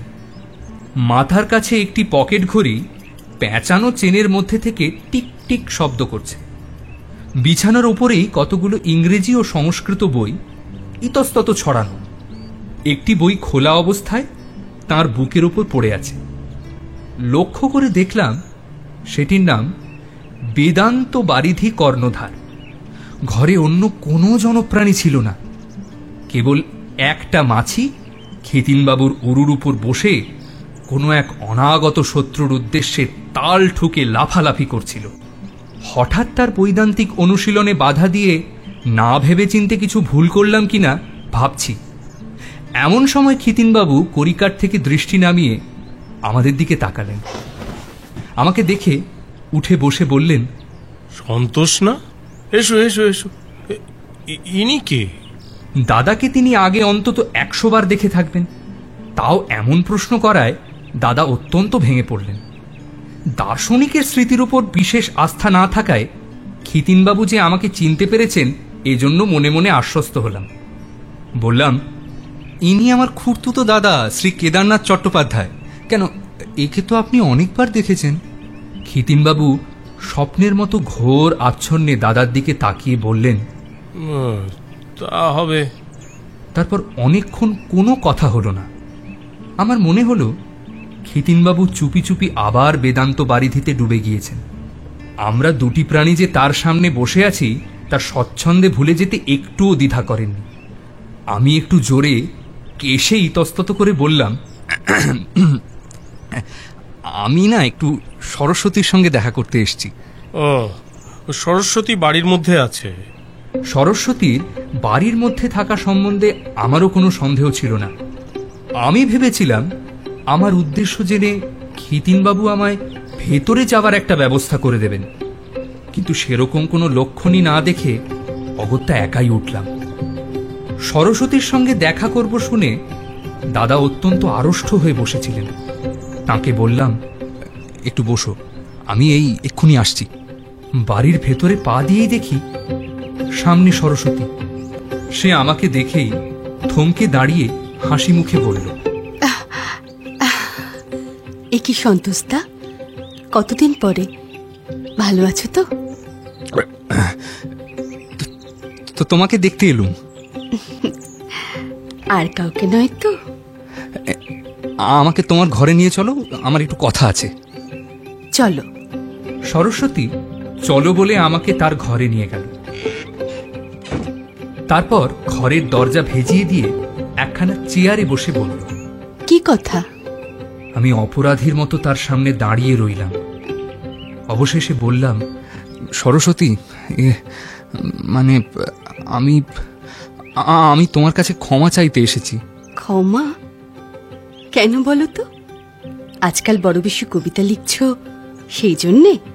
কবিতা লেখার কথা নিয়ে আমাদের মধ্যে ঠাট্টা তামাশা চলত, কিন্তু আজ আমি তার মুখের দিকে তাকাতে পারলাম না। মাথা নিচু করে বললাম, ঠাট্টা নয় সরস্বতী, আমি সত্যিই ক্ষমা চাইতে এসেছি। কি জন্যে? আমি একটু মুখ তুলে আবার সঙ্গে সঙ্গে নামিয়ে নিয়ে বললাম, কি জন্যে তুমি জানো না? বলে ভয়ে ভয়ে আবার চোখ তুলে দেখি তার মুখের ভাব একেবারে বদলে গেছে। তার চোখ হঠাৎ অত্যন্ত উজ্জ্বল হয়ে উঠেছে, কপাল উত্তপ্ত লোহার মতন রাঙা হয়ে গেছে। সে বলল, জানি, কিন্তু তোমরাও জানো কি, যে অপমান আমায় করেছ তা মার্জনার কতদূর অযোগ্য? আমি চুপ করে দাঁড়িয়ে রইলাম। সরস্বতীর চোখ দুটো জ্বলছিল। আমার চোখে চোখ রেখে বলতে লাগলো। তার চোখের ভেতর দিয়ে যেন বিদ্যুৎ খেলছিল। আমি কাঠ হয়ে দাঁড়িয়ে শুনতে লাগলাম। বুঝি না কি হীন তোমাদের প্রবৃত্তি। যখন কবিতায় চিঠি লিখতে বসেছিলে তখন মনে হয়নি যে একজন কুমারীর ইহকাল নষ্ট করবার পথ পরিষ্কার করছো? এইরকম প্রবৃত্তি নিয়ে তোমরা মনুষ্যত্বের দাবি করতে লজ্জা বোধ করো না? ছি ছি, তোমরা মেয়ে মানুষ হয়ে জন্মাওনি কেন? এ পর্যন্ত প্রায় টানা বলে গেল। তারপর একটু থেমে আবার আরম্ভ করলো। বাহাদুরি তোমাদের প্রবৃত্তিকে, আর বাহাদুরি তোমাদের অনুতাপকে। চিঠি লিখবার সময় এ জ্ঞান হয়নি, তাহলে তো ক্ষমা চাইবার জন্য এত দূর আসতে হতো না। ক্ষমা, ক্ষমা কি মুখের কথা নাকি? আমার মুখ সাদা হয়ে গেছে দেখে সরস্বতীর মনে হয় দয়া হলো, তাই সে চুপ করল। আমি অত্যন্ত কাতর হয়ে বললাম, সরস্বতী, আমি না বুঝে দোষ করেছি, আমাকে তুমি ক্ষমা করে দাও ভাই। গর্বিতভাবে ঘাড় বেঁকিয়ে সে একটা অত্যন্ত কঠিন উত্তর দিতে যাচ্ছিল। তার ঠোঁট কেঁপে উঠছিল। আমি ভয়ে তার দিকে তাকিয়েছিলাম, ঠিক যেমন আগ্নেয়গিরির সামনে দাঁড়িয়ে থাকা একজন যার চলার আর ক্ষমতা নেই, সেই মানুষ যে ভয়ে তাকিয়ে থাকে তেমন। কিন্তু হঠাৎ সরস্বতী থেমে গেল। তারপর ধীরে ধীরে আমার মুখের ওপর থেকে তার রেগে যাওয়া জ্বলন্ত দৃষ্টি সরিয়ে নিল। ঠান্ডা হাওয়ার সঙ্গে মিশে গরম হাওয়া যেমন গলে জল হয়ে যায়, সরস্বতীর মুখখানা দেখতে দেখতে তেমন শান্তও হয়ে গেল। সে মাথা নিচু করে বসে রইল।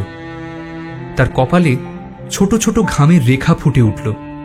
কিছুক্ষণ পরে সরস্বতী মুখ তুলল। মুখখানা হালকা লাল হয়েছিল। সে একটুখানি হেসে বলল, সন্তোষদা, তুমি এসেছিলে আমার কাছে একটা দৈবাৎকৃত ভুলের জন্য ক্ষমা চাইতে। আর আমি কি চমৎকার ব্যবহারই তোমার সঙ্গে করল। এখন কে কাকে ক্ষমা করবে বলো তো? কাউকে কারোর কাছে ক্ষমা চেয়ে কাজ নেই সরস্বতী, ওটা কাটাকাটি হয়ে যাক। সেই ভালো। এমন সময় চাকরানী এসে দরজার সামনে থেকে হালকা স্বরে ডাকলো, দিদিমণি, মা তো এখনো ফিরে আসেননি, উনুনে আগুন দেব কি?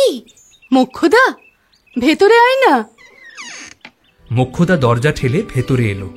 মার বোধহয় ফিরতে দেরি হবে, বিনাকে নিয়ে সেই ওপাড়ায় বেড়াতে গেছেন। তুই এক কাজ কর না মোক্ষদা, উনুন জেলে জল চড়িয়ে দে, তো দাদাবাবুকে এক পেয়ালা চা তৈরি কর। এই না না না, অত হাঙ্গামায় কাজ নেই। মোক্ষদা পুরাতন দাসী, সরস্বতী বিনাকে হাতে করে মানুষ করেছে। সে ঘর থেকে বের হওয়ার সময় বলল, হাঙ্গামা কিসের, এই যে এখনই করে দিচ্ছি দাদাবাবু। এই বলে চলে গেল। আমি বুঝলাম সরস্বতী বাইরের কাজের বাহানায় আমাদের ভেতরকার লজ্জাটুকু চাপা দেওয়ার চেষ্টা করছে। আমি একটু ইতস্তত করে বললাম, কিন্তু কিন্তু আরেকজন নিরীহ প্রাণী যে তোমার মার্জনার আশায় বাইরে বসে আছেন। হ্যাঁ? কথাটা শোনা মাত্র সরস্বতী চমকে উঠে দাঁড়ালো, জিজ্ঞাসা করল, কে? দাদা। সরস্বতীর মুখখানা সিঁদুরের মতো রাঙা হয়ে উঠল। তারপর কোনো রকমে শান্ত হয়ে বলল, যিনি আমাকে এত ছোট মনে করেন তিনি আবার ক্ষমা চাইতে এসেছেন কেন? তোমাকে ছোট মনে করেন? হ্যাঁ, তা না হলে ও চিঠি আমার লেখা বলে মনে করলেন কেন? আমি চুপ করে রইলাম। ভাবলাম বলি, সরস্বতী, তুমি জানো না যারা ভালোবাসে তাদের মাঝে মাঝে কি লোভের সামনাসামনি হতে হয়। যদি জানতে এমন কথা বলতে না। কিন্তু কথাটা মনের মধ্যেই রইল, বলা হলো না। সরস্বতী হঠাৎ বলল, যাই দেখি গে মোক্ষদা কি করলে। না না সরস্বতী, আমি এখন চা খাবো না। কিন্তু তুমি বলো, আমাকে যেমন ক্ষমা করেছ দাদাকেও তেমনি করলে। সরস্বতী কোনো উত্তর না দিয়ে চলে যেতেই আমি নিরুপায় হয়ে বললাম, আর চিঠিখানা, সেখানা অন্তত ফিরিয়ে দাও। তাও কি দেবে না? না, সে চিঠি তোমরা পাবে না। এই বলে ঘর থেকে বেরিয়ে গেল। বাইরে এসে দাদার মুখখানা একটু আনন্দ দেখলাম। বাড়ির বাইরে এসে তিনি আগ্রহ নিয়ে জিজ্ঞাসা করলেন, কি হলো? কিসের? দাদা চুপ করে গেলেন। আমি কি জন্য সরস্বতীর সঙ্গে দেখা করতে গিয়েছিলাম তা তিনি কিছুই জানতেন না। তবু মনে হয় তার মনে কিছু একটা আশা জেগেছিল যে সরস্বতীর সঙ্গে আমি হয়তো দাদার ব্যাপারে কিছু বলতে গেছি। আমি বললাম, নির্মল বায়ু সেবনে তোমার একটু উপকার হয়েছে দেখতে পাচ্ছি। কি উপকার? না, ওই মুখের রংটা একটু ফর্সা হয়েছে মনে হচ্ছে। দাদা বুঝতে না পেরে আমার মুখের দিকে তাকালেন। আমি জিজ্ঞাসা করলাম, আচ্ছা খিতিনবাবুর সঙ্গে কি কথা হলো গো? অনেক কথা। ওর কথা শুনে মনে হয় উনি বেদান্ত নিয়ে বেশি নাড়াচাড়া করেন। আমাকে জিজ্ঞাসা করলেন, আপনি বেদান্ত সম্বন্ধে কোনো আলোচনা করেছেন? আমি বললুম, কিছুদিন আগে একটু করেছিলুম, কিন্তু বেশি কিছু বুঝতে পারিনি। তিনি উৎসাহিত হয়ে বললেন, একবারেই কি বুঝতে পারা যায়? আর একটু চর্চা করে দেখুন, সব পরিষ্কার হয়ে যাবে। তারপরেই আমাদের কথাবার্তা জমে গেল। তা খিতিনবাবু কেমন লোক বোধ হলো? আগে তো কখনো ওর সঙ্গে আলাপ করিনি, তবে একবারে যতদূর বোঝা যায় খুব সরল প্রকৃতির লোক। আমার তো খুব চমৎকার লোক বলেই মনে হলো। তবে দোষের মধ্যে উনি ওই বেদান্তকেই সমস্ত চিন্তার এবং কাজের কেন্দ্র করে ফেলেছেন। দেখো, সেটাকে দোষ বলতে পারি না। সকলেরই জীবনের একটা কেন্দ্র থাকা দরকার, তা না হলে জীবনের বৃত্তটা সম্পূর্ণ হয় না। বৃত্তটা খুব বেশি সম্পূর্ণ হলেও একটা বড় অসুবিধা আছে, কেবল বৃত্তপথেই ঘুরে বেড়াতে হয়। তার বাইরে কিছু আছে কিনা দেখবার ফুরসত হয় না। বাইরে দেখবার দরকার। দেখো, নিরবিচ্ছিন্ন সব জিনিসই একঘেয়ে হয়ে দাঁড়ায়। বৈকুণ্ঠে থেকে থেকে ভগবানের জীবন যখন নিতান্ত অসহ্য হয়ে ওঠে, তখন কিন্তু তিনিও মর্তে লীলা করতে আসেন। তবে তোমার মতে মানুষের জীবনে একটা কেন্দ্র থাকা উচিত নয়? আমি তার প্রশ্ন এড়িয়ে বললাম, আচ্ছা, যে মুখে চিরকাল মিষ্টি কথা শুনে এসেছ সে মুখের কড়া কথা মাঝে মাঝে ভালো লাগে নাকি? বেদান্তর হাওয়া তখনও দাদার মাথার বিভিন্ন জায়গায় ঘুরে বেড়াচ্ছিল। তিনি জোর দিয়ে বললেন, তাহলেও সত্যের কাছে কিছুই নয়। দেখো, এটা তোমার বাড়াবাড়ি। আমি তোমার সঙ্গে আধ্যাত্মিক আলোচনা করছি না, আমি বলছি মনের ছোট ছোট বৃত্তিগুলির কথা, যার হাত থেকে কেউ কখনো নিস্তার পাননি। প্রমাণ চাও? রবিবাবুর রাজা ও রানী পড়ো। হে ব্রাহ্মণ, মিথ্যা করে বলো, অতি ক্ষুদ্র সকরুণ দুটি মিথ্যা কথা। তবু দাদা আমার কথা স্বীকার করলেন না দেখে আমি তার প্রাণের সবচেয়ে নরম জায়গায় হাত দিলাম। বললাম, আচ্ছা, একটা উদাহরণ ধরো। মনে করো এ কথা যদি সত্যি হয় যে সরস্বতী আদৌ তোমায় চিঠি লেখেনি, আর কেউ ঠাট্টা করে লিখেছে, তাহলে এই সত্যটা তোমার বেশি ভালো লাগে, না সরস্বতী চিঠি লিখেছে এই কল্পিত মিথ্যেটা বেশি ভালো লাগে? শুধু মনে করো, আমি তোমাকে বিশ্বাস করতে বলছি না। দাদার মুখ শুকিয়ে গেল। স্পষ্ট বুঝলাম বৈদান্তিক গবেষণায় পরাজিত হবার ভয় মুখ শুকায়নি। তারপর দারুণ নিরাশাপূর্ণ সুরে বললেন, তবে কি ও চিঠি সরস্বতীর নয়? আহা, শুধু মনে করো না ছাই, আমি কি তোমায় বিশ্বাস করতে বলছি? দাদা একটু শান্ত হয়ে চিন্তা করলেন। চিন্তা করতে করতে তার মুখে চোখে হালকা আনন্দ দেখা গেল। তিনি প্রায় নিজের মনেই বললেন, তা কেমন করে হবে? নিশ্চয়ই সে লিখেছে, নইলে সে আসবে কেন? কেমন মানলে তো যে মিথ্যে মাঝে মাঝে সত্যের চেয়ে বেশি বাঞ্ছনীয়? কই মানলুম? বাহ, মানলি না? এক্ষুনি তো সরস্বতী চিঠি লেখেনি এই মনে করা সত্যটা মিথ্যে বলে মানবার জন্য প্রাণ আকুলি বিকুলি করছিল। দাদা লজ্জায় চুপ করে রইলেন। কিছুদিন পরে একদিন দুপুরবেলা বৌদিদি সরস্বতীদের বাড়ি গিয়ে সামনে বীণাকে দেখতে পেয়ে বললেন, কোথায় রে বীণা, তোর দিদি? বৌদিদিকে দেখে বীণা ছুটে এসে বলল, চলো না ভাই বৌদি, আমার পুতুলের বাক্সটা গুছিয়ে দেবে। সে হবে এখন। দিদি কোথায় তোর? নিজের ঘরে আছে। সবসময় যে তার অপেক্ষা দিদির কাছেই বৌদিদির প্রয়োজন বেশি, এতে তার অভিমান হল। ঘরে ঢুকে বৌদিদি দেখলেন সরস্বতী একলা চুপ করে খাটের ওপর পা ঝুলিয়ে বসে আছে। একজন ঘরে ঢুকলো দেখেও সে অন্যমনস্কভাবে মুখ তুলে একটু ভুরুকুচকে তাকালো। তারপর চমক ভেঙে যেতেই লজ্জিতভাবে উঠে দাঁড়িয়ে বলল, এই যে বৌদি, বলে আবার বসে পড়ল। বৌদিদি তার পাশে গিয়ে বসে কানে কানে বললেন, কার রূপ ধ্যান হচ্ছিল? বৌদি, আগে তো তুমি আমাকে এসব কথা বলে ঠাট্টা করতে না। বৌদিদিও মনে মনে একটু লজ্জা পেলেন। বিনা অভিমান সত্ত্বেও তার পেছন পেছন এসেছিল। তাকে বললেন, তোর পুতুলের বাক্স নিয়ে আয় বীণা। বিনা পুতুলের বাক্স আনতে ছুটল এবং তক্ষুনি তা নিয়ে চলে এলো। তখন বৌদিদি তাকে বললেন, এখন তুই যা। বারে, আমার পুতুল পড়ে রইল এখানে। বড় যার হুকুম, শিগগিরই পালা বলছি। বিনা আর কোনো কথা না বলে তাড়াতাড়ি চলে গেল। তখন বৌদিদি একটা পুতুলের কাপড় খুলে ফেলে নতুন করে কাপড় পরাতে পরাতে বললেন, সরস্বতী, আমি সব জানি। কিসের? তুই যা ভাবছিলি। কি ভাবছিল? বৌদিদি পুতুলটি বাক্সের মধ্যে ফেলে হাসি মুখে তার মুখের দিকে তাকিয়ে বললেন, তুই যত বড়ই পণ্ডিত হোস না কেন, আমাকে ফাঁকি দিতে পারবি না। সত্যি বলতো, তুই তার কথা ভাবছিলি না? কার কথা? ওলো, আমার গুণধর মেজ দেওরটির কথা। না বৌদি, তুমি ভুল বুঝেছ। আমি ও কথা ভাবছিলাম না। তবে কি ভাবছিলে? যা ভাবছিলুম তা অনেকটা ওই রকমই। ভাবছিলুম কি প্রায়শ্চিত্ত হতে পারে।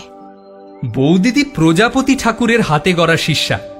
তিনি হেসে উঠে বললেন, এর প্রায়শ্চিত্ত যে ভারী সহজ। পোড়া কপাল, তাও বুঝি জানিস না? সরস্বতী বুঝতে না পেরে তার মুখের দিকে তাকালো। তখন বৌদিদি তার গলাটা জড়িয়ে ধরে কানে কানে যা বললেন, তার উত্তরে সরস্বতীর মুখখানা লাল হয়ে উঠল। সে বলে উঠল, বৌদি, কি যে বলো তার ঠিক নেই। ছি। তার শেষ কথাটায় সত্যি সত্যি একটু বকাবকির আভাস ছিল। সে বৌদিদির জড়ানো থেকে নিজেকে ছাড়িয়ে নিয়ে মাথা নিচু করে বলল, বৌদি, তুমি যা করতে চাও তা হবে না। বৌদিদি তার এই কথায় আহত হয়ে জিজ্ঞাসা করলেন, কেন হবে না শুনি? এতে কেন নেই, আমি বলছি হবে না। বলতে বলতে তার গলাটা কেঁপে গেল। বৌদিদি উঠে দাঁড়িয়ে বললেন, আচ্ছা দেখিস আমার কথা, আমিও বলছি হবে। এই বলে গেলুম সরস্বতী, যদি অক্ষরে অক্ষরে মিলে না যায় তো বলিস তখন। বাড়ি ফিরে এলে বৌদিদির মুখখানা বড় ম্লান দেখলাম। বললাম, কি হলো? বৌদিদি একটা চেয়ারে বসে পড়ে দীর্ঘ নিঃশ্বাস ফেলে বললেন, সরস্বতী বড় শক্ত মেয়ে। সে যেটা অন্যায় মনে করে তাতে কোনো প্রশ্রয় দেবে না। তা তো জানি বলেই তো তোমার মতন লোককে পাঠিয়েছিলাম। এখন হলো কি? পরাজয় নয় তো? আর ভাই, প্রায় তাই বই কি। হ্যাঁ, কিন্তু বৌদি, সরস্বতীর ভারী অন্যায়। একটা সামান্য অপরাধকে এমন বড় করে তোলা, এ কি তার উচিত হচ্ছে বলো? বৌদি, তোমরা মেয়ে মানুষ জাতটা ক্ষমা করতে জানো না।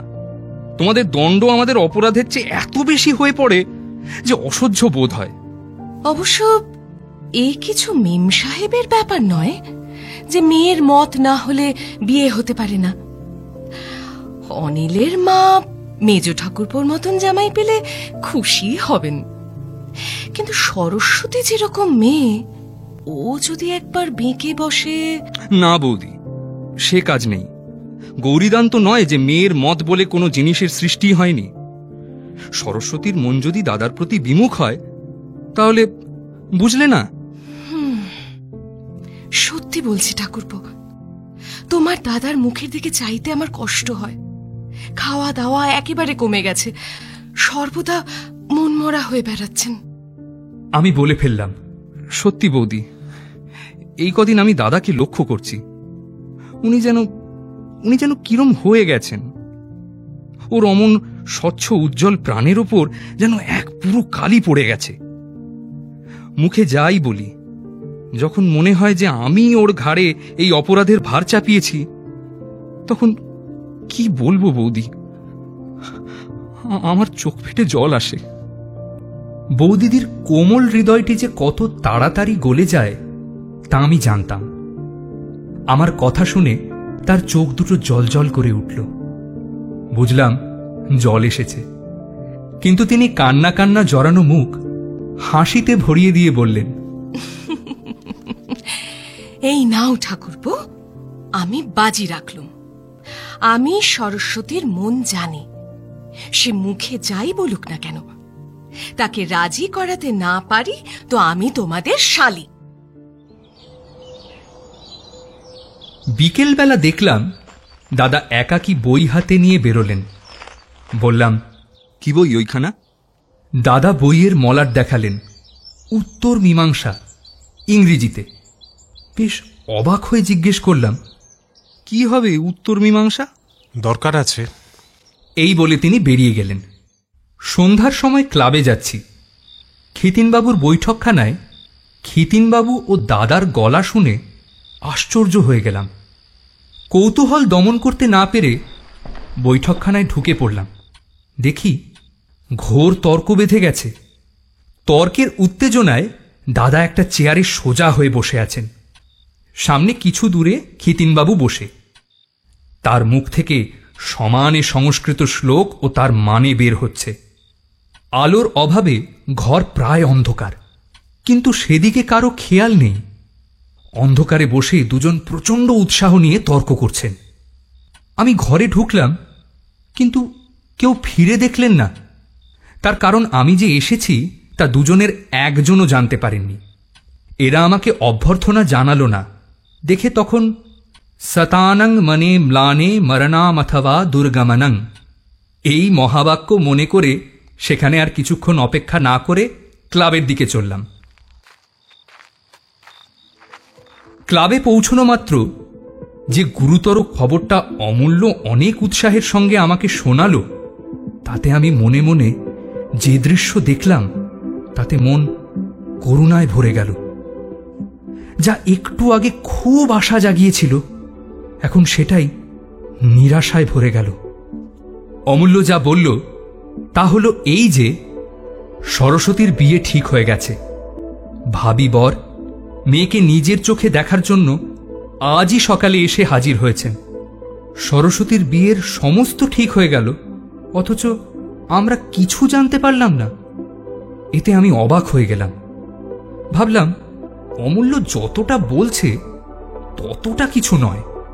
বোধহয় মনে মনে ঠিক করা বর কোনো কারণে কাজের জন্য এদিকে এসে থাকবে, তাই এই সুযোগে মেয়ে দেখে যাচ্ছে। সে যাই হোক, জিজ্ঞাসা করলাম, লোকটিকে কিছু জানো? অনিলের মা নাকি তাকে আবিষ্কার করেছেন। শুনছি তিনি খিতিনবাবুর শালার শালা। এই অজানা লোকটার উপর মন বিতৃষ্ণায় ভরে উঠল। জিজ্ঞেস করলাম, ও তা কি করে সে? এবার ইঞ্জিনিয়ারিং পাশ করে বেরিয়েছে। নাম শরৎচন্দ্র ঘোষাল। এখানে তার এক দুঃসম্পর্কের মাসি আছেন। কেমন দেখতে শুনতে? একটা খুঁত ধরতে পারলে বোধহয় আমার মনটা খুশিতে ভরে উঠত। কিন্তু অমূল্য বলল, ভারী সুন্দর হে। আমি তাকে নিজে দেখেছি, বুদ্ধিমানের মতো চেহারা। এখন দেখছো তোমার দাদার কোনো দিকেই আশা নেই। None but the brave deserves the fair. মন ভেঙে গেলে যা হয় সেই অবস্থায় বাড়ি ফিরলাম।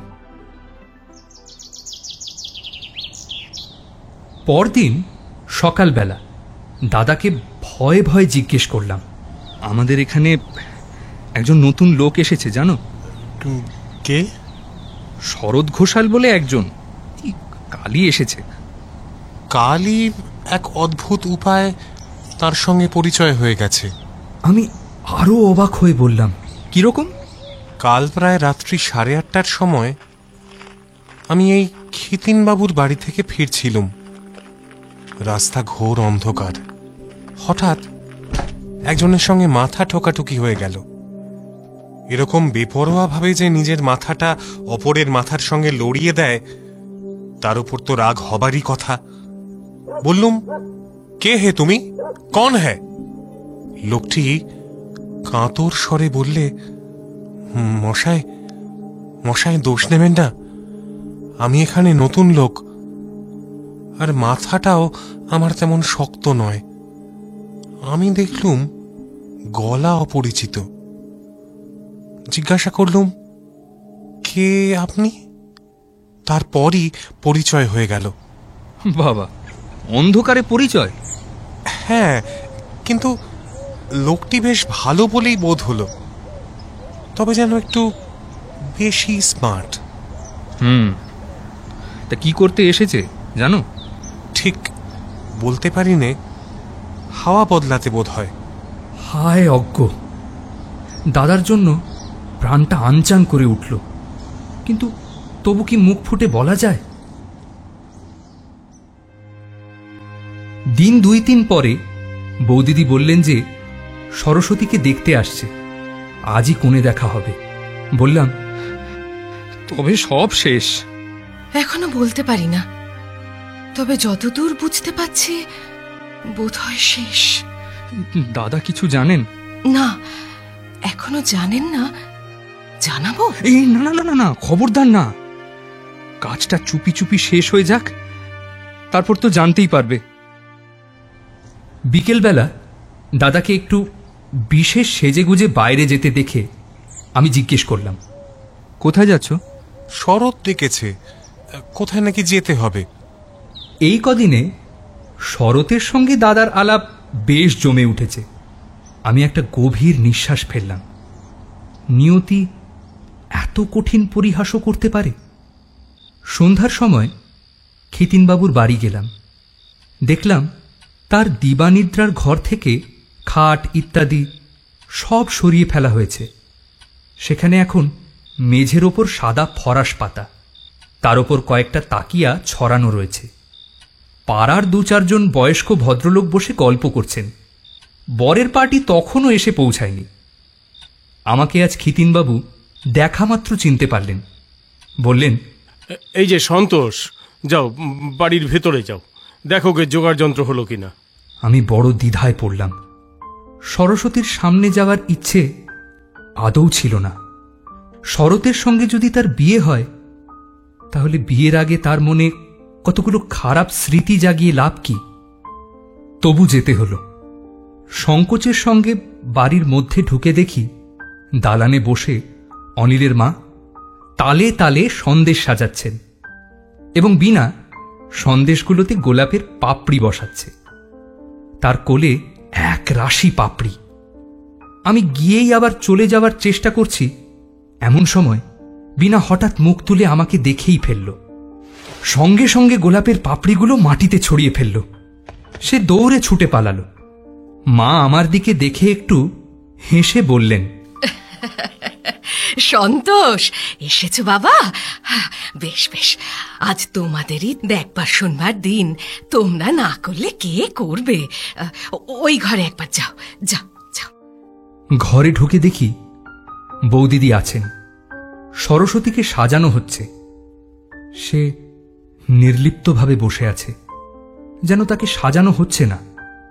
শুধু মাঝে মাঝে কিরকমভাবে বৌদিদির মুখের দিকে তাকিয়েছিল। বৌদিদিও তা লক্ষ্য করছিলেন, কিন্তু একটি কথাও না বলে তিনি তাকে পরিপাটি করে সাজাতে লাগলেন। আমাকে দেখে সরস্বতীর পাংশু মুখখানা হঠাৎ একবার লাল হয়ে উঠেই আবার সাদা হয়ে গেল। সে কাঠের মতো বসে রইল, নড়ল না। বৌদিদিও আমাকে দেখে কোনো কথা বললেন না। সরস্বতীর ঘরের বাইরে আসতেই খবর এলো বরের পার্টি এসে পৌঁছেছে। শোনা মাত্র সরস্বতী উঠে দাঁড়ালো, বৌদিদির মুখের দিকে একবার তাকালো। বৌদিদি মুখ ফিরিয়ে নিলেন। সরস্বতী আমার দিকে তাকালো, তারপর কঠিনভাবে বলল, আমাকে সঙ্গে করে নিয়ে যাবে? আমি ওদের অভ্যর্থনা করি গে, অনিলকে ডেকে দিচ্ছি। বাইরে গিয়ে দেখলাম বরপক্ষরা দরজার সামনে। তারা সংখ্যায় 4-5, স্বয়ং বর, বরের কাকা এবং 2-3 বন্ধু। বরের কাকা আজই এসেছেন। তিনি এ পর্যন্ত আসতে পারেনি বলে কোণে দেখা হয়নি। বরের 2 বন্ধুও কাকার সঙ্গে এসেছেন। সাদা ধুতি পাঞ্জাবি পরিহিত বর। আমি সঙ্গে সঙ্গে তাদের অভ্যর্থনা জানিয়ে ভেতরে আনলাম। বরের চোখে পাঁশনে চশমা। বরের পেছনে যে বন্ধুটি ছিলেন তাকে দেখে মাথা ঘুরে গেল।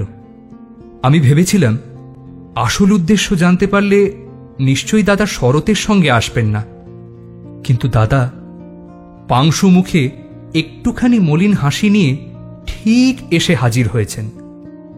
বরপক্ষেরা আসন গ্রহণ করলেন। দাদা চুপি চুপি সকলের দৃষ্টি এড়িয়ে একটি কোণে গিয়ে বসলেন। বরের কাকা প্রবীণ ব্যক্তি, তিনি খিতিনবাবুর সঙ্গে আলাপ করতে লাগলেন। বর ঘন ঘন পড়ে যাওয়া চশমা নাকের ওপরে তুলতে লাগল।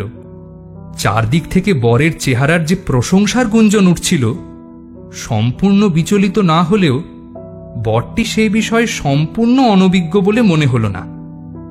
সাদর সম্ভাষণ শেষ হলে কন্যা আনবার প্রস্তাব হল। খিতিনবাবু স্বয়ং বাড়ির মধ্যে গেলেন এবং কিছুক্ষণ পরে সুসজ্জিতা সরস্বতীকে ধরে নিয়ে এলেন। সরস্বতী এসে একটি টেবিলের সামনে দাঁড়ালো।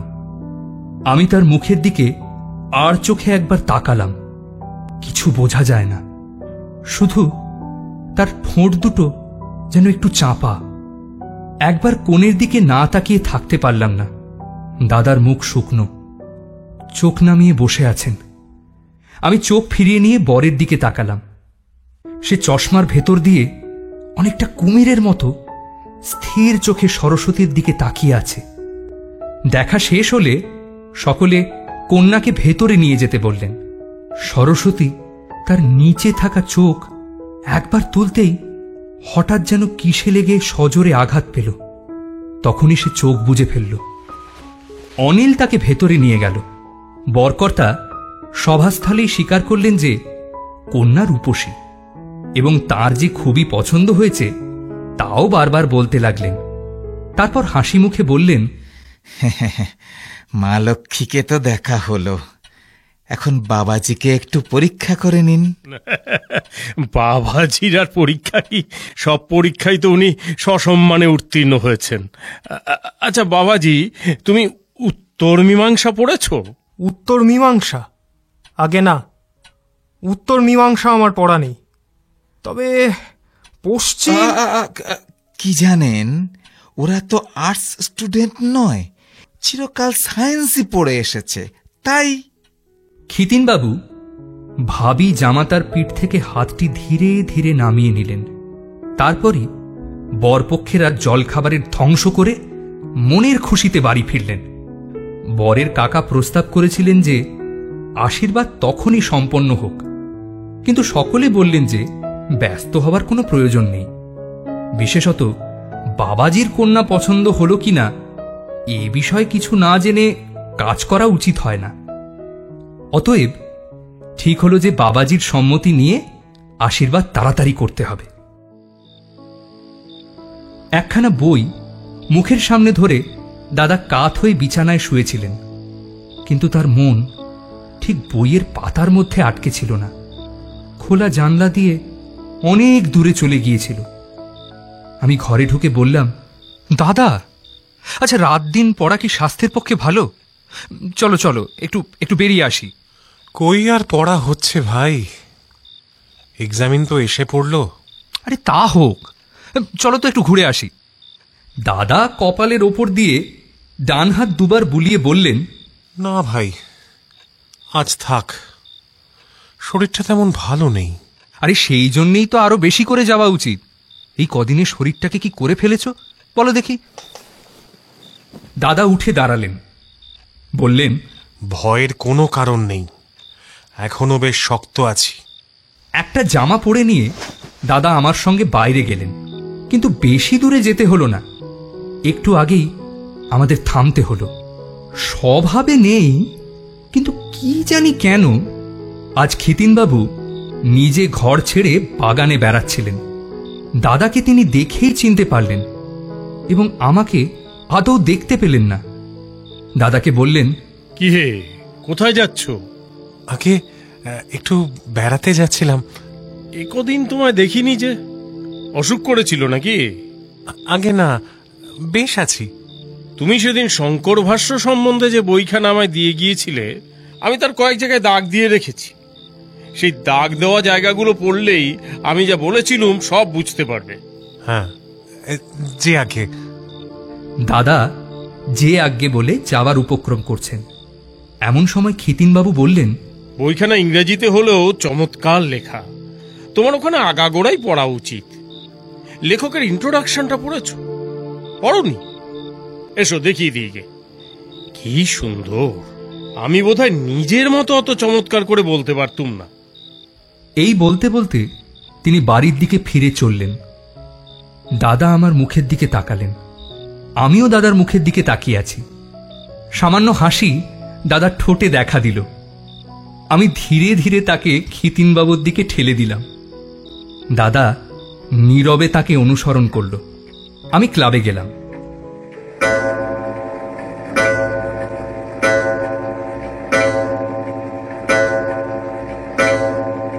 সেদিন রাত্রি 8টা বেজে গেল। দাদা চলে আসার পর খিতিনবাবু অনেকক্ষণ বিছানায় চিত হয়ে শুয়ে থাকলেন। কিছুক্ষণ পরে আস্তে আস্তে দরজা ঠেলে সরস্বতী সেই ঘরে ঢুকল। খিতিনবাবু একবার তাকিয়ে দেখলেন মাত্র। সরস্বতী দরজা ভালো করে বন্ধ করে প্রথমে ঘরের চারদিকে একবার ঘুরে বেড়ালো। তারপর একটা কোণে গিয়ে টেবিলের ওপর কতগুলো খেলনা নাড়তে নাড়তে বেশ স্পষ্ট গলায় বলল, বাবা, তারা নাকি কাল আসবে। কারা? সরস্বতী জবাব দিল না। কিছুক্ষণ পরে বলল, এ তো কিছুতেই হতে পারে না বাবা। এতক্ষণে খিতিনবাবু কিছুটা সজাগ হয়ে বললেন, কি হতে পারে না মা? সরস্বতী সংকোচে বলল, এ বিয়ে হতে পারে না বাবা। খিতিনবাবু অবাক হয়ে উঠে বসে বললেন, কেন? সরস্বতী বুকে ঘাড় গুঁজে বলল, না বাবা, এ কিছুতেই হতে পারে না। এই দেখো পাগলামি। আচ্ছা, তোর এসব কথায় থাকবার দরকার কি বলতো? তুই কি নিজে গিয়ে বিয়ে করছিস? না বাবা, বাবা আমার এসব কথায় থাকবার দরকার হয়েছে। এই দেখো। বলে বাবার সামনে একটি কাগজ ফেলে দিল। খিতিনবাবু খাম খুলে যা বের করলেন তা একটি ফটোগ্রাফ। সরস্বতীর ভবিষ্যৎ স্বামীর আবক্ষ প্রতিকৃতি। নিচে দুলাইন কবিতা, যতদিন দেহে প্রাণ রহিবে আমি তোমারই তুমি আমারই। খিতিনবাবু চুপ করে দেখতে লাগলেন। সরস্বতী বলল, নিজে পাঠিয়ে দিয়েছে। কিছুক্ষণ দেখে খিতিনবাবু হাসবার চেষ্টা করে বললেন, তা বেশ তো, এতে আর দোষ কি মা? দোষ কি বাবা? একটা দুশ্চরিত্র লোকের সঙ্গে তুমি আমার এরকম করে যে নিজের ছবি পাঠাতে পারে তার সঙ্গে বাবা আমি বিয়ে করব না, কখনো করব না। তুমি আমায় মেরে ফেলো। বলে সরস্বতী ফুঁপিয়ে কেঁদে উঠল। সরস্বতী এতক্ষণ একটু একটু করে খাটের দিকে এগিয়ে আসছিল। খিতিনবাবু তাকে টেনে নিজের কোলের কাছে বসালেন। পিঠে হাত দিয়ে স্নেহকোমল স্বরে বললেন, কি হয়েছে মা, বলতো? তার মতো অন্ধ ব্যক্তিও যেন বুঝতে পারছিলেন যে এই গুরুত্বহীন ফটোটাই শুধু তার বড় মেয়ের মনের নিদারুণ এই অবস্থার কারণ নয়। কিছুক্ষণ দুজনেই চুপ। সরস্বতীর বুকের মধ্যে হুহু করে কান্নার বাঁধ ভাঙা বেগ ছুটে আসে, সে নিজেই বুঝতে পারে না। খিতিনবাবুও কন্যার এই নিদারুণ ব্যথার কারণ ঠিক জানতে না পেরে আবার জিজ্ঞেস করলেন, সত্যি সত্যি কি হয়েছে বলবি না মা? মার কিন্তু মুখে কথা নেই। বাবা যতই নরম প্রশ্ন করেন, মেয়ের বুকের মধ্যে কান্না ততই কুমড়ে কুমড়ে ওঠে। অনেক চেষ্টা করেও খিতিনবাবু কিছুই জানতে পারলেন না। সরস্বতী তেমনি ঘাড় গুঁজে রইল। তখন তিনি বললেন, আমি কালই তাদের বলে পাঠাবো যে আমি আমার মেয়ের বিয়ে দেব না। তাহলে হবে তো? সরস্বতী আস্তে আস্তে বাবার পায়ের ওপর মাথা রেখে বাঁ হাত দিয়ে নিজের চোখ দুটো মুছে ফেলল। খিতিনবাবু কিছুটা নিজের মনে মনেই বলতে লাগলেন, ছোকরা দেখতে শুনতে তো মন্দ নয়, পড়াশোনাতেও ভালো, কিন্তু তবু কি জানি কেন আমার মনের ভেতরটা একটু খুঁতখুত করছিল। এই ধরো না কেন, ওই যে কেদারনাথ, ওই যে ছেলেটি সন্তোষের কিরকম ভাই হয়, লেখাপড়ায় তেমন ভালো না হলেও দিব্যি ছেলেটি, ঠিক আমার মনের মতো, যেমন সরল তেমনি বিনয়ী, এতটুকু বাবুয়ানি নেই, আর বিদ্যার প্রতি যথার্থ অনুরাগী। ওর মতো যদি একটি ছেলে পাওয়া যেত তাহলে না হয়, কি বলিস? হঠাৎ মেয়ের দিকে দৃষ্টি পড়ায় তিনি আরো অবাকের সঙ্গে দেখলেন যে তার মুখখানা আগাগোড়া সিঁদুরের মতন লাল হয়ে উঠেছে। সে উঠে লজ্জায় বলল, আমি জানি না বাবা। এই বলে একরকম দৌড়েই ঘর থেকে বের হল। খিতিনবাবু কিছুক্ষণ অবাক হয়ে তাকিয়ে রইলেন। তারপর গড়গড়ার নলটা আস্তে আস্তে তুলে নিয়ে শুধু বললেন, রাত্রে শুতে গিয়ে সরস্বতীর মা স্বামীকে লক্ষ্য করে বললেন, তুমি মেয়েদের আদর দিয়ে দিয়ে মাথায় তুলেছ, এমন কথাও শুনিনি কখনো। মা বাপে বিয়ে দেবে, মেয়ে বলে ও ও বর বিয়ে করবে না। তোর ও সব কথায় কাজ কি বাপু? খিতিনবাবু চোখ বুজে শুয়ে রইলেন। উত্তর না পেয়ে স্ত্রী আরেকটু জোর গলায় বললেন, আচ্ছা জিজ্ঞাসা করি, অমন বর তোমার মেয়ের পছন্দ হলো না কেন? জামাই মন্দটা কি? বিদ্বান, বুদ্ধিমান, সুপুরুষ, অমন জামাই হাজারে একটা পাওয়া যায় না। ক্ষিতিনবাবু আস্তে আস্তে পাশ ফিরে বললেন, হ্যাঁ, বেদান্ত না পড়লে আজকালকার ছেলেদের চরিত্র গঠন হয় না। পোড়া কপাল বেদান্তের। আমার মাথা খাও যদি ওই বইগুলো রাত দিন পড়ো।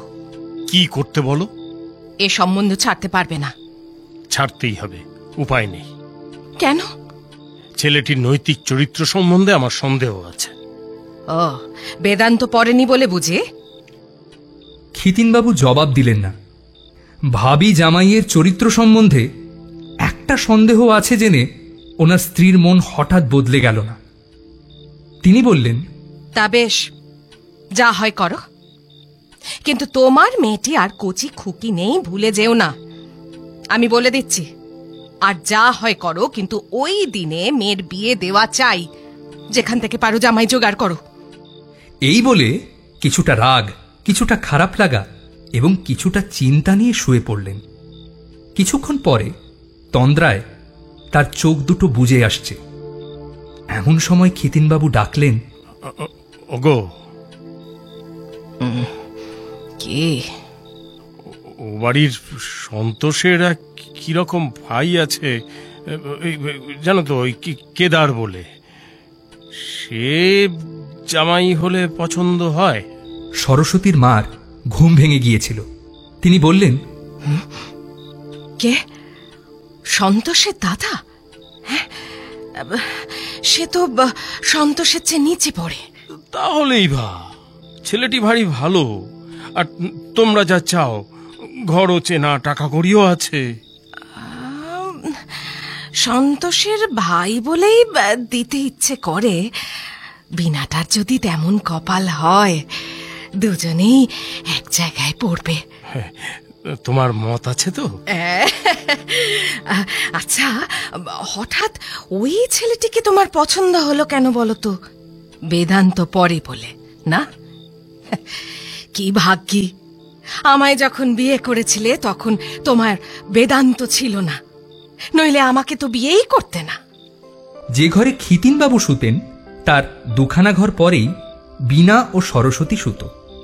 আজ অনেক রাত পর্যন্ত তারা জেগেছিল। খোলা জানলা দিয়ে চাঁদের আলো অন্ধকার ঘরের মধ্যে এসে পড়েছিল। ঠিক সেই আলোর কিনারায় দুই বোনে দুটি চেয়ারে বসেছিল। ঠং ঠং করে ঘড়ি বাজল। বীণার ঘুম আসছিল। সে বলল, দিদি, 11টা বাজলো। কথাটা দিদির কানে পৌঁছল না। বীণা আবার বলল, দিদি শোবে না? তখন দিদি বোনের ঘুম জড়ানো মুখের দিকে তাকালো। তার চোখে সেই শান্ত জ্যোৎস্নার আলোর মতো এমন একটি মৃদু জ্যোতি ছিল যে তা ঘুম জড়ানো বীণার চোখেও পড়ল। সরস্বতী উঠে বলল, চল শুইকে। এই বলে বীণাকে টেনে চাঁদের আলোর নিচে এনে দুই হাতে তাকে জড়িয়ে ধরে একটি চুমু খেল।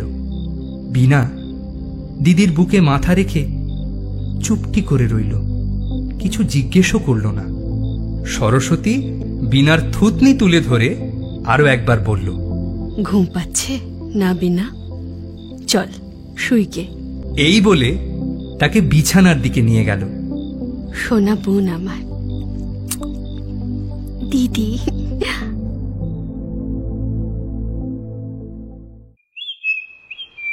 সেদিন রবিবার দুপুরবেলা একলা বসে পড়ছি, এমন সময় বৌদিদি এসে বললেন, ঠাকুরপো, ঠাকুরপো, এই যে ঠাকুরপো, কি দেবে দাও? বাজিমাত। তার গলায় হাসি। আমি লাফিয়ে উঠে বললাম, কি বললে? কি বললে বৌদিদি? তুমি আরেকবার বলো, আরেকবার বলো, শুনি গো আবার মধুর বচন। আর মধুর বচন? তোমার বৌদিদিকে প্রণাম করো। তোমার বড়দাদা যদি 100টা বিয়ে করতেন তাহলেও এমন বৌদিদি তুমি পেতে না, বলে দিলুম। আমি সত্যি সত্যি বৌদিদিকে প্রণাম করে বললাম, বেশ বেশ, তা না হয় প্রণাম করলুম, কিন্তু এবার কথাটা খুলে বলো, আমি যে ঠিক বুঝতে পারছি না। কি কথা হায় ভেসে যায় ওই চঞ্চল নয়নে। বৌদিদি ঠান দিদি সুলভ গম্ভীর হয়ে ডান হাতের আঙুলগুলো দিয়ে আমার থুতনি ছুঁয়ে তার চুমু খেয়ে বললেন, বেঁচে থাকো। কথাটা হচ্ছে, মেয়ে মানুষের প্রতিজ্ঞা জগৎ শেঠের প্রতিজ্ঞার চেয়ে কোনো অংশে কম নয়। ওই তোমার ভারী দোষ বৌদি, তুমি একটা কথা সোজা করে কিছুতেই বলতে পারো না। ওই জন্যই না দাদা তোমার উপর এত রাগে। ওগো, এখন আর তিনি রাখবেন না, তা হাজার ঘুরিয়েই বলি না কেন। বৌদি, এটা কি তোমার উচিত হচ্ছে? কি কি মানে আমাকে এরকম সংশয়ের যন্ত্রণা দেওয়া? বৌদিদি হেসে আসন গ্রহণ করে বললেন, তবে শোনো, আজ আমি বিনাদের বাড়ি গিয়েছিলাম। বিনার মা কি বললেন জানো? কি? কথায় কথায় হঠাৎ বললেন, শুনেছ বৌমা, সরস্বতীর যে সম্বন্ধ হয়েছিল আমরা তা ভেঙে দিয়েছি। ওমা, সে কি মাসিমা? ছেলেটি ওর তেমন পছন্দ হলো না। হ্যাঁ বৌমা, তোমার দেওরটির সঙ্গে হয় না? কোন দেওর? কেন গো, ওই যে সন্তোষের খুড়তুতো ভাই, ওর কিন্তু ওই ছেলেটিকে ভারী পছন্দ। মাসিমা, তা যদি হয় তাহলে আমরা আর কিছু চাই না। তবে একবার চেষ্টা করে দেখো না বৌমা, আমরা তো বলবোই। সত্যি বলতে কি, এই কথা শুনে আমার এত আনন্দ হচ্ছিল যে ইচ্ছে হচ্ছিল আবার বৌদিদির পায়ের ধুলো নিই, কিন্তু সেই ইচ্ছেকে চেপে রেখে বললাম, আর বৌদি, সরস্বতীর সঙ্গে দেখা হলো না? হলো না আবার? কি বললো সে? বৌদিদি মুখখানে একটু রাঙিয়ে বললেন, সত্যি কথা বলবো ঠাকুরপো, এই আমাদের মেয়ে মানুষ জাতটা ভারী বাঁদর। সরস্বতীর কাছে গেল, মুখখানে এমন গুমরা করে রইল যেন আমি কিছুই জানি না মনের মধ্যে কি হচ্ছে। আমি যখন গালটা টিপে দিয়ে বললুম, কিলো মুখখানা অমন করে আছিস যে, তখন কিন্তু হেসে ফেললে, আবার কেঁদেও ফেললে। এই বলে হাসতে হাসতে বৌদিদির চোখেও জল এসে পড়ল। আমি আনন্দে বললাম, ব্যাস, তবে তো সব ঠিক, বাকি তো শুধু ওই পুরুত ডাকা। তোমার দাদার কাছে কথাটা ভাঙতে হবে আগে। ও, তুমি ভাঙো। দাদার ঘরে ঢুকেই বৌদিদি বললেন, ঠাকুরপো, তোমার একটা সম্বন্ধ এসেছে। চীনের রাজকন্যার সঙ্গে নাকি? অত দূরে কি বিয়ে করতে আছে? তবে বুঝি মন্দোদরীর সহোদরার সঙ্গে? পারলুম না। না গো না, অত দূরে নয়। তবে ভেঙেই বলো। যদি বলি আমাদের পাড়ায়, তাহলে পারবে তো? দাদার মুখ লাল হয়ে উঠল, আবার তখনই অন্ধকার হয়ে গেল। তিনি ব্যথার স্বর গোপন করতে করতে বললেন, তাহলেও পারলুম না বৌদি। সরস্বতীর সঙ্গে? দাদার মুখ কেমন যেন হয়ে গেল। কথাটা সহজে বিশ্বাস হওয়ার নয়। তিনি একটু চুপ করে থেকে জিজ্ঞেস করলেন, আর শরৎ? সরস্বতী তাকে বিয়ে করবে না বলে দিয়েছে। সে সম্বন্ধ ভেঙে গেছে। দাদার ফ্যাকাশে মুখখানা অত্যন্ত শুকনো দেখাচ্ছিল। তিনি বললেন, ঠাট্টা করছো বৌদি? তোমার গায়ে হাত দিয়ে বলছি, ঠাট্টা নয় ঠাকুরপো, এই নিয়ে ঠাট্টা করব? কিছুক্ষণ পরে দাদা ঘাড় তুললেন। আমি হালকা হাসি মুখে বললাম, যদি অবহেলা করি রুষিবে সম্বর ওরি, সম্বরে সরস্বরে এ তিন ভুবনে। এবার দাদা চোখ বড় বড় করে আমার দিকে তাকালেন। সেদিন বিকেলবেলা ঘটনাচক্রে শরতের সঙ্গে দাদা দেখা হয়ে গেল। দেখা না হলেই ভালো হতো। দাদা অপ্রস্তুত হয়ে বললেন, আরে শরৎ যে ভালো তো? শরৎ তাঁর দিকে না তাকিয়ে ভুরু কুচকে তাকে দেখে বলল, কে? ও, কেদার বাবু যে। এইভাবে কথা বলতে তার ঠোঁট কাঁপল না। দাদা অপরাধীর মতো বললেন, এ কদিন তোমার ওখানে যেতে পারেনি ভাই। শরৎ বিদ্রুপের হাসি হেসে বলল, তাতে আমার কোনো ক্ষতি হয়নি। মিছিমিছি আপনাকে অ্যাপোলজি চাইতে হবে না। শরৎ দাদাকে আঘাত দেওয়ার জন্যই কথাটা বলেছিল। দাদা চুপ করে রইলেন। কিছুক্ষণ পরে শরৎ মুখ তুলল। তার ঠোঁটে একটা শয়তানির হাসি খেলা করছিল। সে বলল, তারপর কেদারবাবু, এবার পাশটা হবেন তো? তা হতেও পারেন। আপনার ওপর সরস্বতীর কৃপা আছে। আর নেহাত যদি নাই হন, আমাকে একটা খবর দেবেন। আমি আপনার বন্ধু তো, একটা ঠিকেদারি ঠিক জুটিয়ে দেব। ঠিকেদারি খাসা কাজ মশাই, দেদার ফুর্তি। এই পর্যন্ত বলেই তীব্র ব্যঙ্গের হাসি হেসে শরৎ হঠাৎ চলে গেল। দাদা অবাক হয়ে এই কথা শোনে, আবার ভেতরে ভেতরে কিছুটা রেগে চুপ করে দাঁড়িয়ে রইলেন।